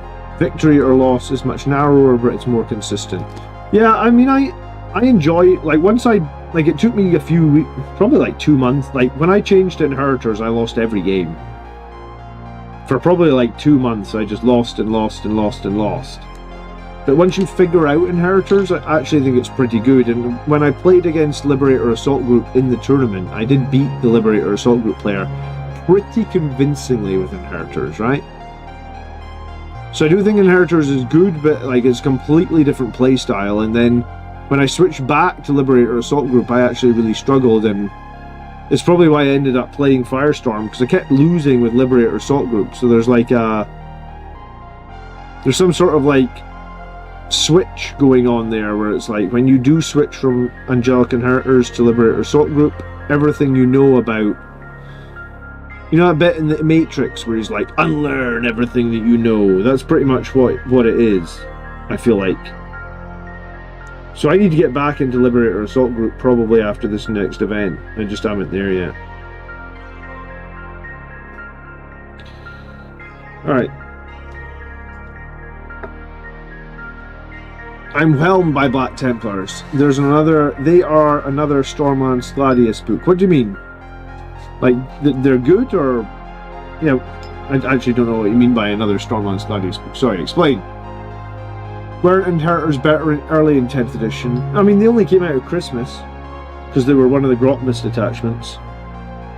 The reason they probably did really well in the tournament just after Christmas, LVO, is because no one knew how to play against them.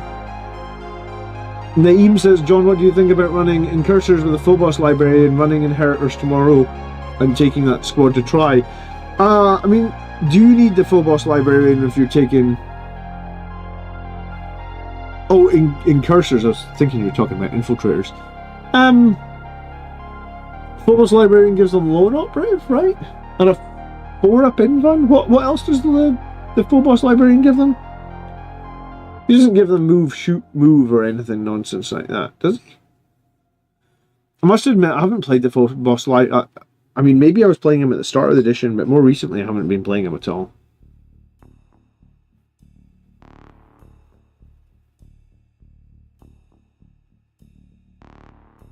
I guess he's not high on my list of units that I rate highly, the Phobos Librarian.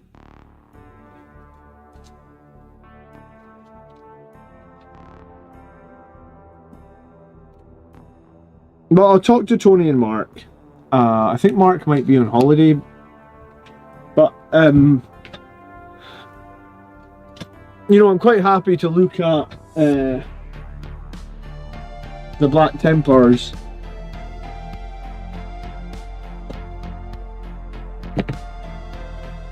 Like, I bought the Black Templars Codex last edition, and I played them on the channel a few times, and in last edition I bought Grimaldus, I bought Helbreck. I was you see how I've got Guilliman here converted? I was doing the same thing with Helbreck, right? Like, I have a Helbreck that's got all his crosses removed, and he's converted to be a bit of a Blood Angel. Because let's face it, everything looks better in red, right? The Black Templars detachments are trash. It's going to be another... Alright, so they're going to be playing Codex Space Marine detachments. And then they're going to use the Black Templar vows on top of that or something.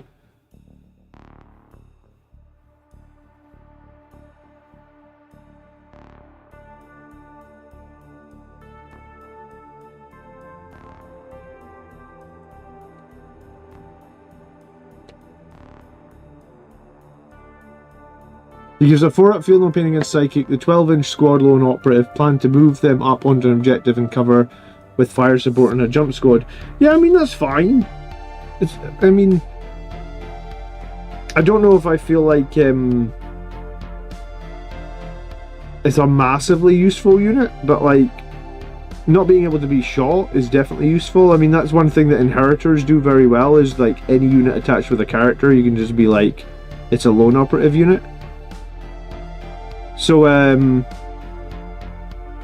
lone operatives are strong. 4-up against Psychic. I mean, that feels like it was more meaningful maybe last edition, but I mean, there is some Psychic armies that still do a lot of damage from Psychic, like Thousand Suns, so could be useful against that.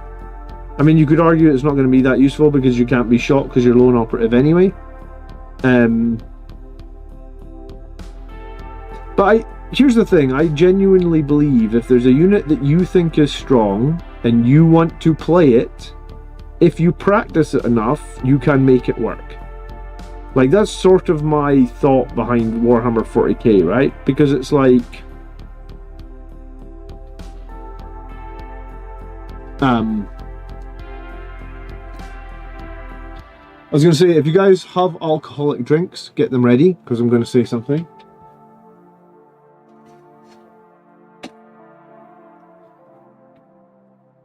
Where can I put this? When I won this, let's see if we can make it a cooler color, red. Can we go red?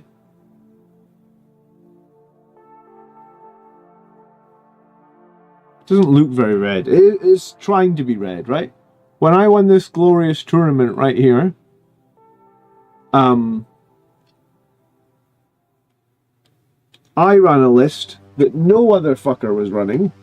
And I feel like no other fucker ran it after the tournament either. It was just something that I had come up with, and I thought it was strong for my list. And I thought it suited the way I played 40k. So I played it. And like if my list had been super amazing, then everyone would have copied it, right? But like, I don't think anyone copied my tournament winning list. Like, nobody. Like, and I mean, I want to say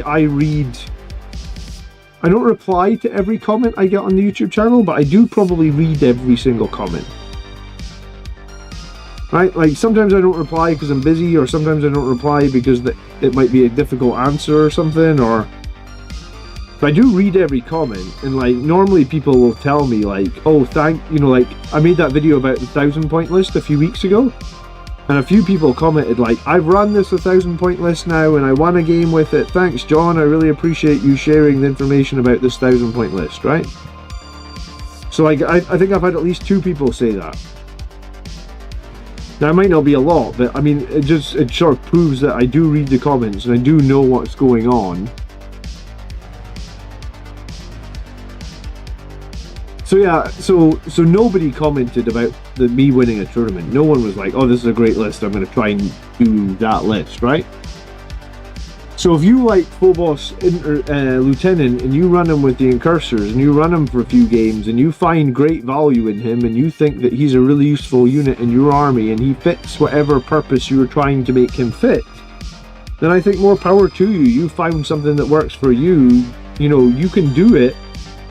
You can run it to a tournament. Hell, you can win the tournament, like I showed. And basically, it doesn't you know, it doesn't matter. It isn't the quote-unquote super meta pick. It's your pick and you've made it work. And that's something I actually really like about 40k, because I think that, like, if everyone just has the exact same lists and they're all just copied off the internet, then it's a bit boring, right? Like, if you went to a tournament and every Blood Angels list was the exact same, you'd be like, huh, that's a bit boring, isn't it? Variety is the spice of life, right?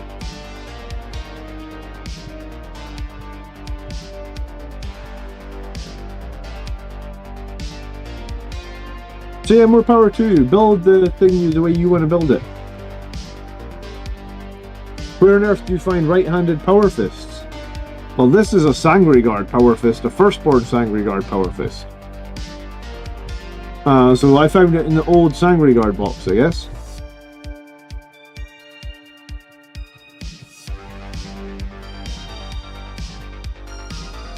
I actually don't know if I converted his arm, so his arm might be a little bit short. Because the firstborn arms do sometimes look a little bit short on Primaris models. So yeah, maybe his arm's a little bit stumpy. Yeah, I hadn't noticed until you just called it out.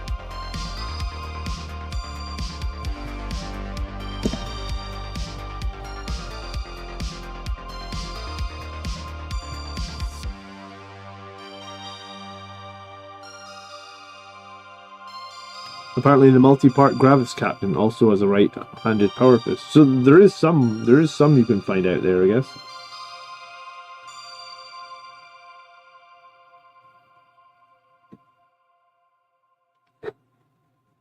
The arm looks fine. Yeah, I mean, you sometimes can tell they're a tiny bit stumpy if it's a firstborn arm on a Primaris model. But I mean, like, you can only tell if you knew that and you were looking at it. If it was sitting on the table 2 meters away from you, 1 meter away from you, you'd never be able to tell, right?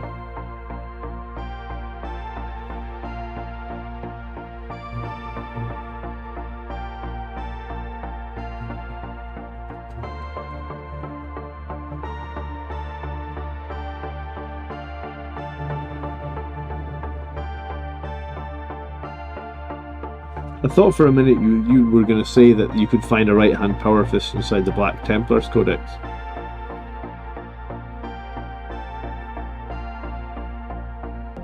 Oh, do you know what? My kids came up with the best joke today, right? It's a Star Wars joke. It's a proper dad joke. I actually filmed my daughter saying it because I thought it was so funny. I had to teach her how to say it, right? You want to hear a really bad joke? It might make someone laugh. It's Saturday night. We can tell a bad dad joke, right? Pity Jason's not here. Jason's always sharing his dad jokes. Jason, are you here or are you just being quiet? Because I've got a bad joke for you.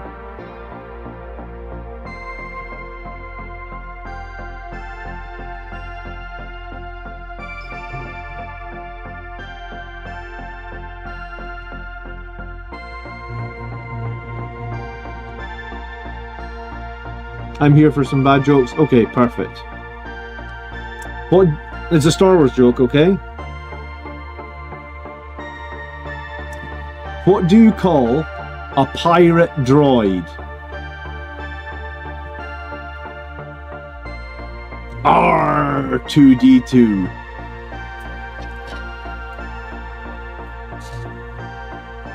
I told you it was bad.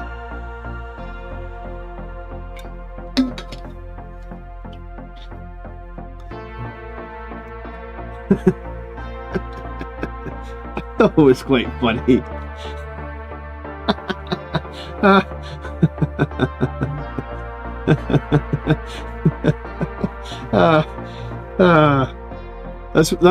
That's my life with my 5-year-old. She must have told me that joke 10 times today. Kevin's gonna subscribe. Thanks, Kevin. I appreciate it. He really did as well.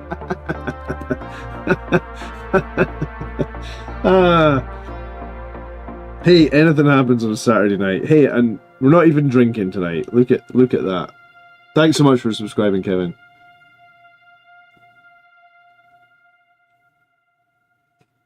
That was all.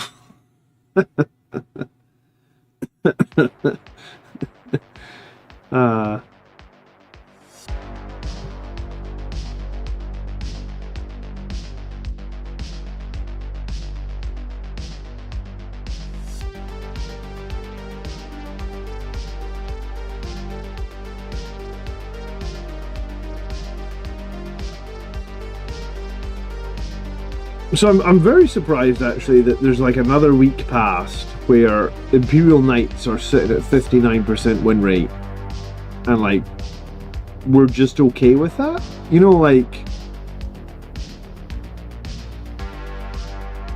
let me check what stat check said in terms of how many games were played with Imperial Knights, right? Because that's the cool thing about stat check, is that like it'll literally tell you, like. So there were 1,600 games with Imperial Knights, and they had 59% win rate, or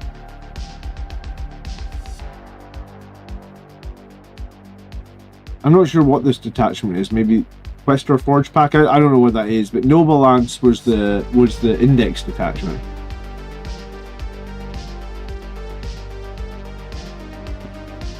So if they have a 60% win rate over 1,600 games, that is very skewed. Like Death Guard below them, yeah, they have 2,000 games, 56% win rate. It just seems really, really high. Eldar, you remember in like, I think it was the start of 10th edition? Or was it the start of 9th edition?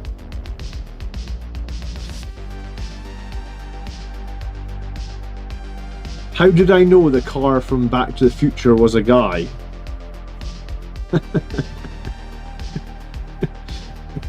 It's a Mandalorian, oh geez. That's worse than my one. GW need to sell more Big Knights, and they've got their new box delayed apparently. Ironcaster said, started painting up my starter kit this weekend. Blood Angels, naturally. Well, welcome to the chapter, Ironcaster. Blood Angels are the best chapter to be painting your starter kit, for sure.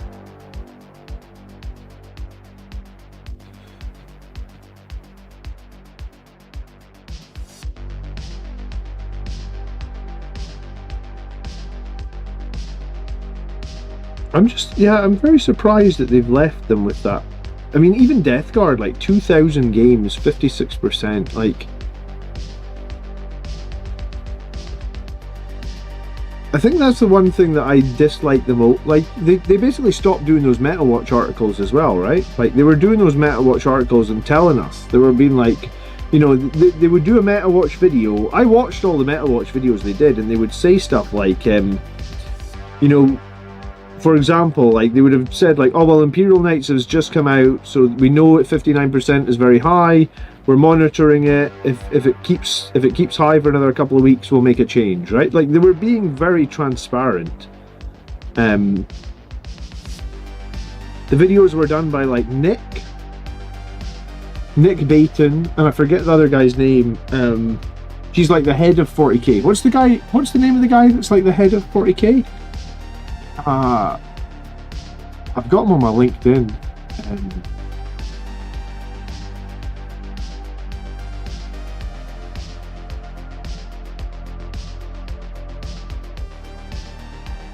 Anyone remember?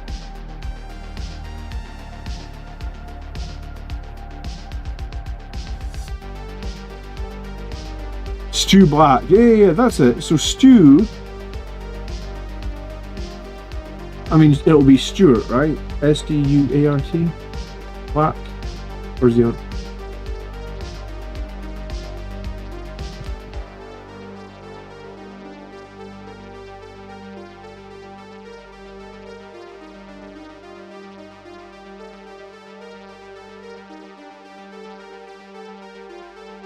Yeah, strange. Josh is the guy that they brought in. Yeah, that's interesting actually, because they brought Josh in. So it was Stuart and Nick doing those like Meta Watch videos, and those Meta Watch videos were pretty regular, like every month, let's say. No, it wasn't every month. It was like every balanced data slate or every 3 months. Stuart and Nick were doing those Meta Watch videos. And then they brought that guy, Josh, in. And I think the intention originally, at least, was that Josh was going to take over some of the balance stuff from Stuart, or he was going to get involved in a big way. And I remember like 2 videos with Josh, right? Like this must have been like a year ago or something. Here's the question. I don't have Warhammer TV. They aren't still putting these videos out on Warhammer TV, and here's me being oblivious and just not knowing about it, right? I subscribed to Warhammer TV year 1, and honestly, I didn't think I watched enough content to feel like it justified me subscribing for year 2.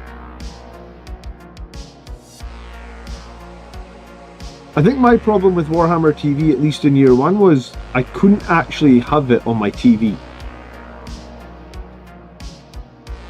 Right? Like I can have YouTube on my TV, so I watch a lot of YouTube. I can have Netflix on my TV. I actually don't watch that much Netflix, but I know my wife watches a lot of Netflix, right? We have Disney Plus on the TV, so I could Disney Plus on the TV, but like, if it came, like, let's say I don't get very many evenings where I don't have any kids or anything, but like, let's say I was going to kick back in my living room of an evening. The kids have gone to sleep, I'm not going to stream, I've got night off, whatever.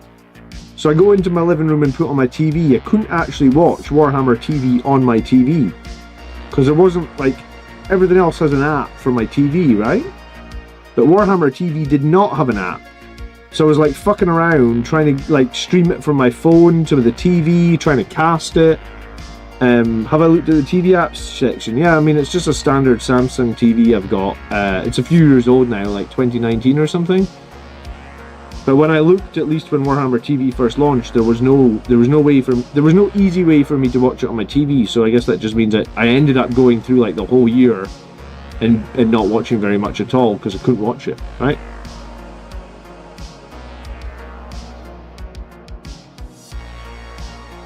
Like, for me, it came down to convenience. Like, it wasn't like I didn't want to watch Warhammer TV content, it just wasn't easy for me to watch it. And personally, as someone who has like a 50-inch TV, I want to watch, if I want to watch something, I want to watch it on my TV and not on my phone. Like I don't watch anything, like, yeah, I might watch the odd video on my phone, but like, for the most part, I'm not watching content on my phone, right? My phone is for emails, or my phone is for text messages, or the phone is for replying to YouTube comments. It's not really for watching content. I know you can, but I just personally don't like to. You can't cast from your phone to your TV. You could, but it had lots of problems, I feel like. Like, the Warhammer Plus app just didn't cast to the TV very easily, which is strange because like Apple TV will cast to the TV just absolutely fine. And it's not like I said, it's a Samsung TV, so it's got nothing to do with Apple. But it casts to the TV fine, and the Warhammer TV, I don't know, maybe I joined Warhammer TV too early. I joined the second it launched, and maybe at that time it just wasn't really good for how you watch it. I mean, I'm like, if I was going to watch a YouTube battle report, I sure as fuck wouldn't watch it on my phone. Unless the phone is my only option. But if I'm going to sit down and watch a battle report, great channel for battle reports, by the way, is Play on Tabletop. They do like really nice ones. It's like Warhammer 40k in 40 minutes. So if you ever only have like 40 minutes and you want to watch a battle report, Play on Tabletop. Maybe if I plug them a few times, they would invite me over there. I'd love to play those guys, actually. I think you've played against one of them, right, Matthew? Wasn't that one of the videos you sent me that you played against one of the guys from Play on Tabletop, or was that just at a tournament and you were lucky enough to get on the top table or something?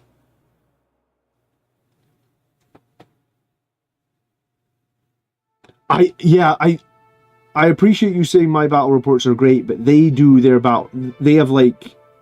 spend a lot of time editing their battle reports so you can watch them in a much shorter period of time. I mean, I think that's great as well.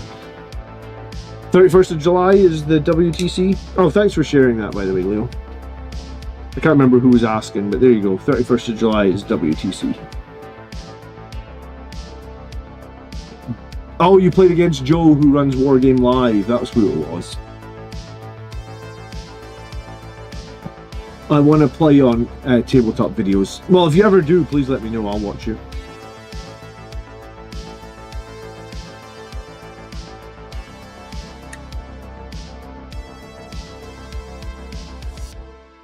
I hope if I can keep growing, eventually I'll get invited onto like a big battle report channel or something. I don't know.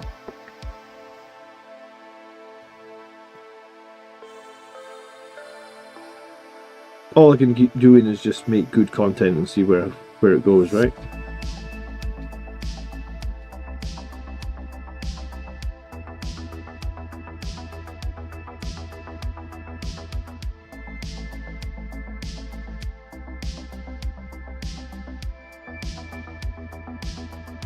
Winter's SEO is decent as well. Yeah, Winters does a lot of narrative battle reports. I've watched him a lot, actually.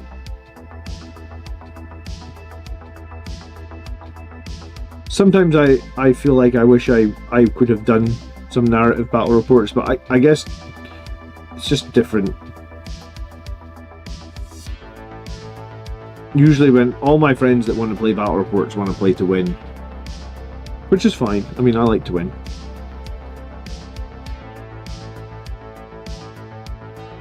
In an ideal perfect world, I'll win this tournament with Ultramarines next week.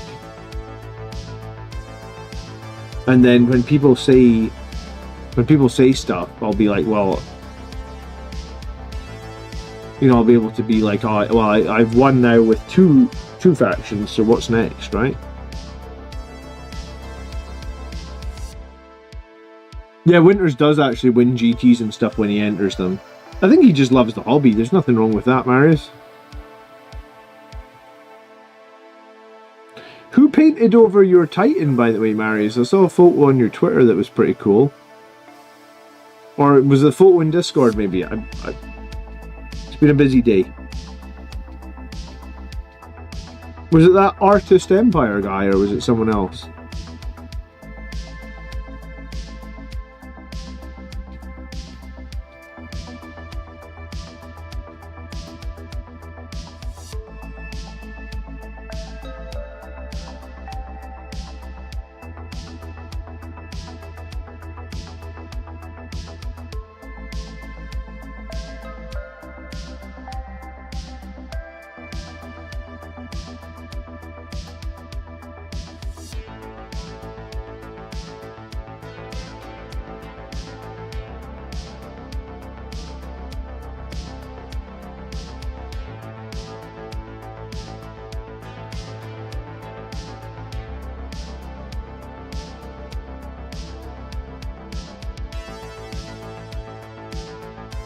Alright, I've probably got like 10 more minutes because I'm probably going to go spend a little bit of time with the wife tonight. So if there's any burning Blood Angels questions, or any questions in general, please ask them in the next sort of 5 minutes. If you haven't liked the stream yet, please do that.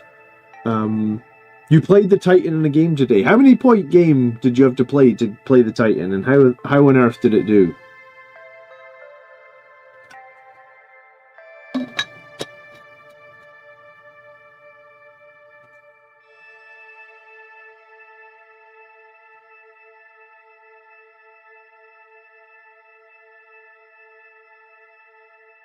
You played a game with no points limit. How does that even work? You just rock up with a with a Titan and be like, "Hi, I'm gonna one-shot Angron." Okay.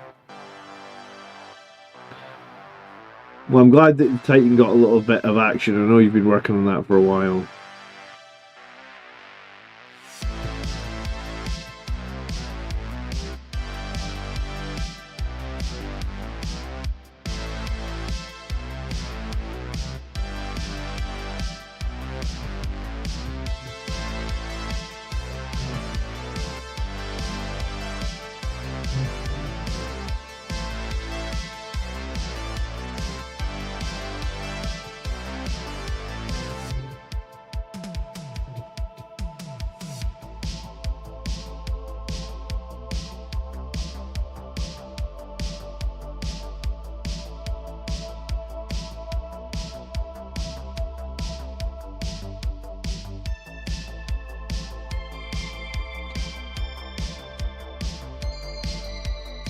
So yeah, I think this week we'll be back to our regular Wednesday night for Battle Report. And I think it's going to be Thousand Suns. So it'll be the last practice game I get. I haven't played against the new Thousand Suns Codex. Brett took the Thousand Suns to a tournament. Like right after the Codex launch, he did really, really well with them. So my understanding is that the Thousand Suns are actually pretty strong.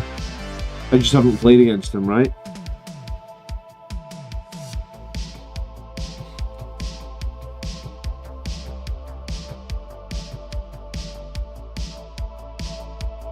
Have you done the jump captain with hammer and shield versus power glove and plasma pistol?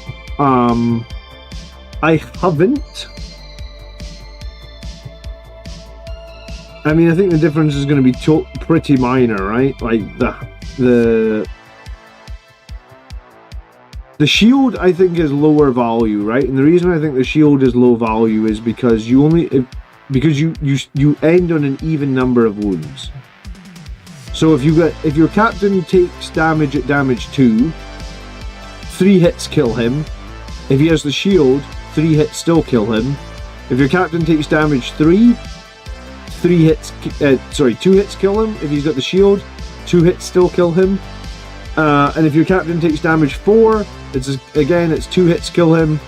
Or even if you got the shield, it's 2 hits kill him. So the shield is only going to make you more survivable against 1 damage weaponry. At least, well, 1 damage weaponry or like 6 damage weaponry. And I feel like very rarely does 6 damage weaponry a problem on a captain. So I think at that point you're just like, do I give up 1 weapon skill to get devastating wounds? I mean, if you like devastating wounds, then I guess sure. But yeah, I honestly think that the captain with a Thunderhammer, unless you're going to take that enhancement that gives you the potential to do guaranteed devastating wounds, I think it's called Gift of Foresight, I think there's very little difference. I mean, there's basically no survivability bonus for taking the Storm Shield on a Space Marine Jump Captain, right? Good night, VT. Thanks for hanging out tonight. I appreciate it.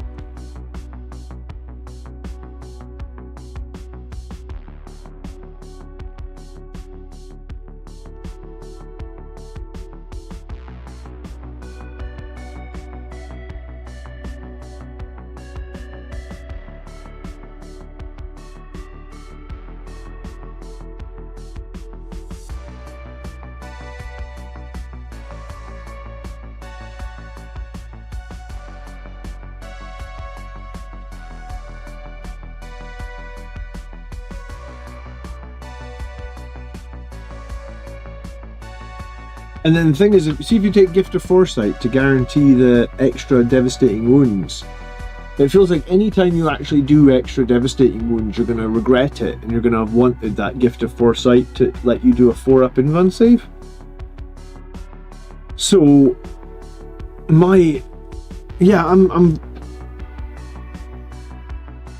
we don't see many people take the Thunderhammer Captain, and I think it's probably for good reason. Like, he's just not, he's fine. But like, you're probably better just taking the Power Fist and the Plasma Pistol, right? Most people take Power Fists and Plasma Pistols. I mean, I know that the last couple of tournaments I've been to, it's usually been the Power Fist and the Plasma Pistol.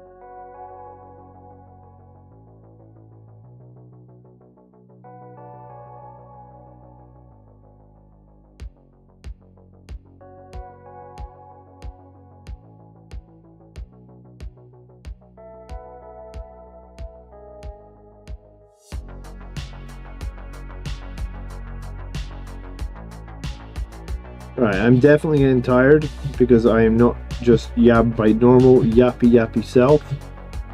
So I think on that note, it is almost time to wrap the stream. We're gonna be we'll be back tomorrow night with a bit of a giveaway for the 200th episode of the Armies show. So if you wanna join in tomorrow night, it'll be like live, maybe like 8:10. Jason, you missed the best dad joke ever earlier. I can't believe you missed it. Do you want me to tell it again? It blew people away. It was that good. How are you? You might know it actually. But yeah, so I've got like I've got 2 prizes to give away. Well, I'm not giving them away tomorrow, but I'm announcing the competition on and it's more like an inclusion content. I'm not judging everybody that enters has got a chance of winning. So it's like here's how you enter, and if you enter, I'm not picking a winner. What I'm doing is like if you enter and meet the stipulation, which is like you're basically just gonna have to post a photo of your model. Where I tell you to post the photo. So if you post the photo of your model, then you'll be eligible to potentially win. Simple as that. You will need to rewatch the stream. Now, I'll tell you it. I don't know if I can make you rewatch the entire stream for the worst dad joke ever.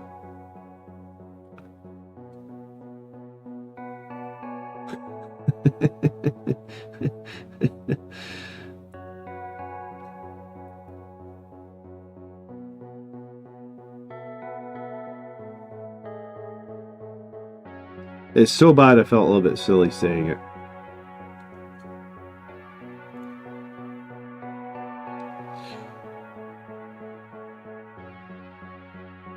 So yeah, keep an eye out. At 8 PM tomorrow we'll do episode 200 of the Army show. Any channel members, if you've got a list that you want looked at for the show tomorrow, if you could submit it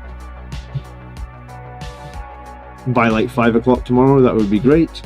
I feel like I spent the whole evening working on Guilliman when all I managed to do was break off one of his little torches and barely do anything else. There's a lot of work in this model actually. My back is sore as well. I worked out too hard today. Guys, I hope you have a great evening. Thanks so much for hanging out. Leave a like. I'll see you tomorrow at 8 PM-ish for the Armulus show. Good night. Take care. Oh, my camera's over here now. Yeah. Peace. Good night.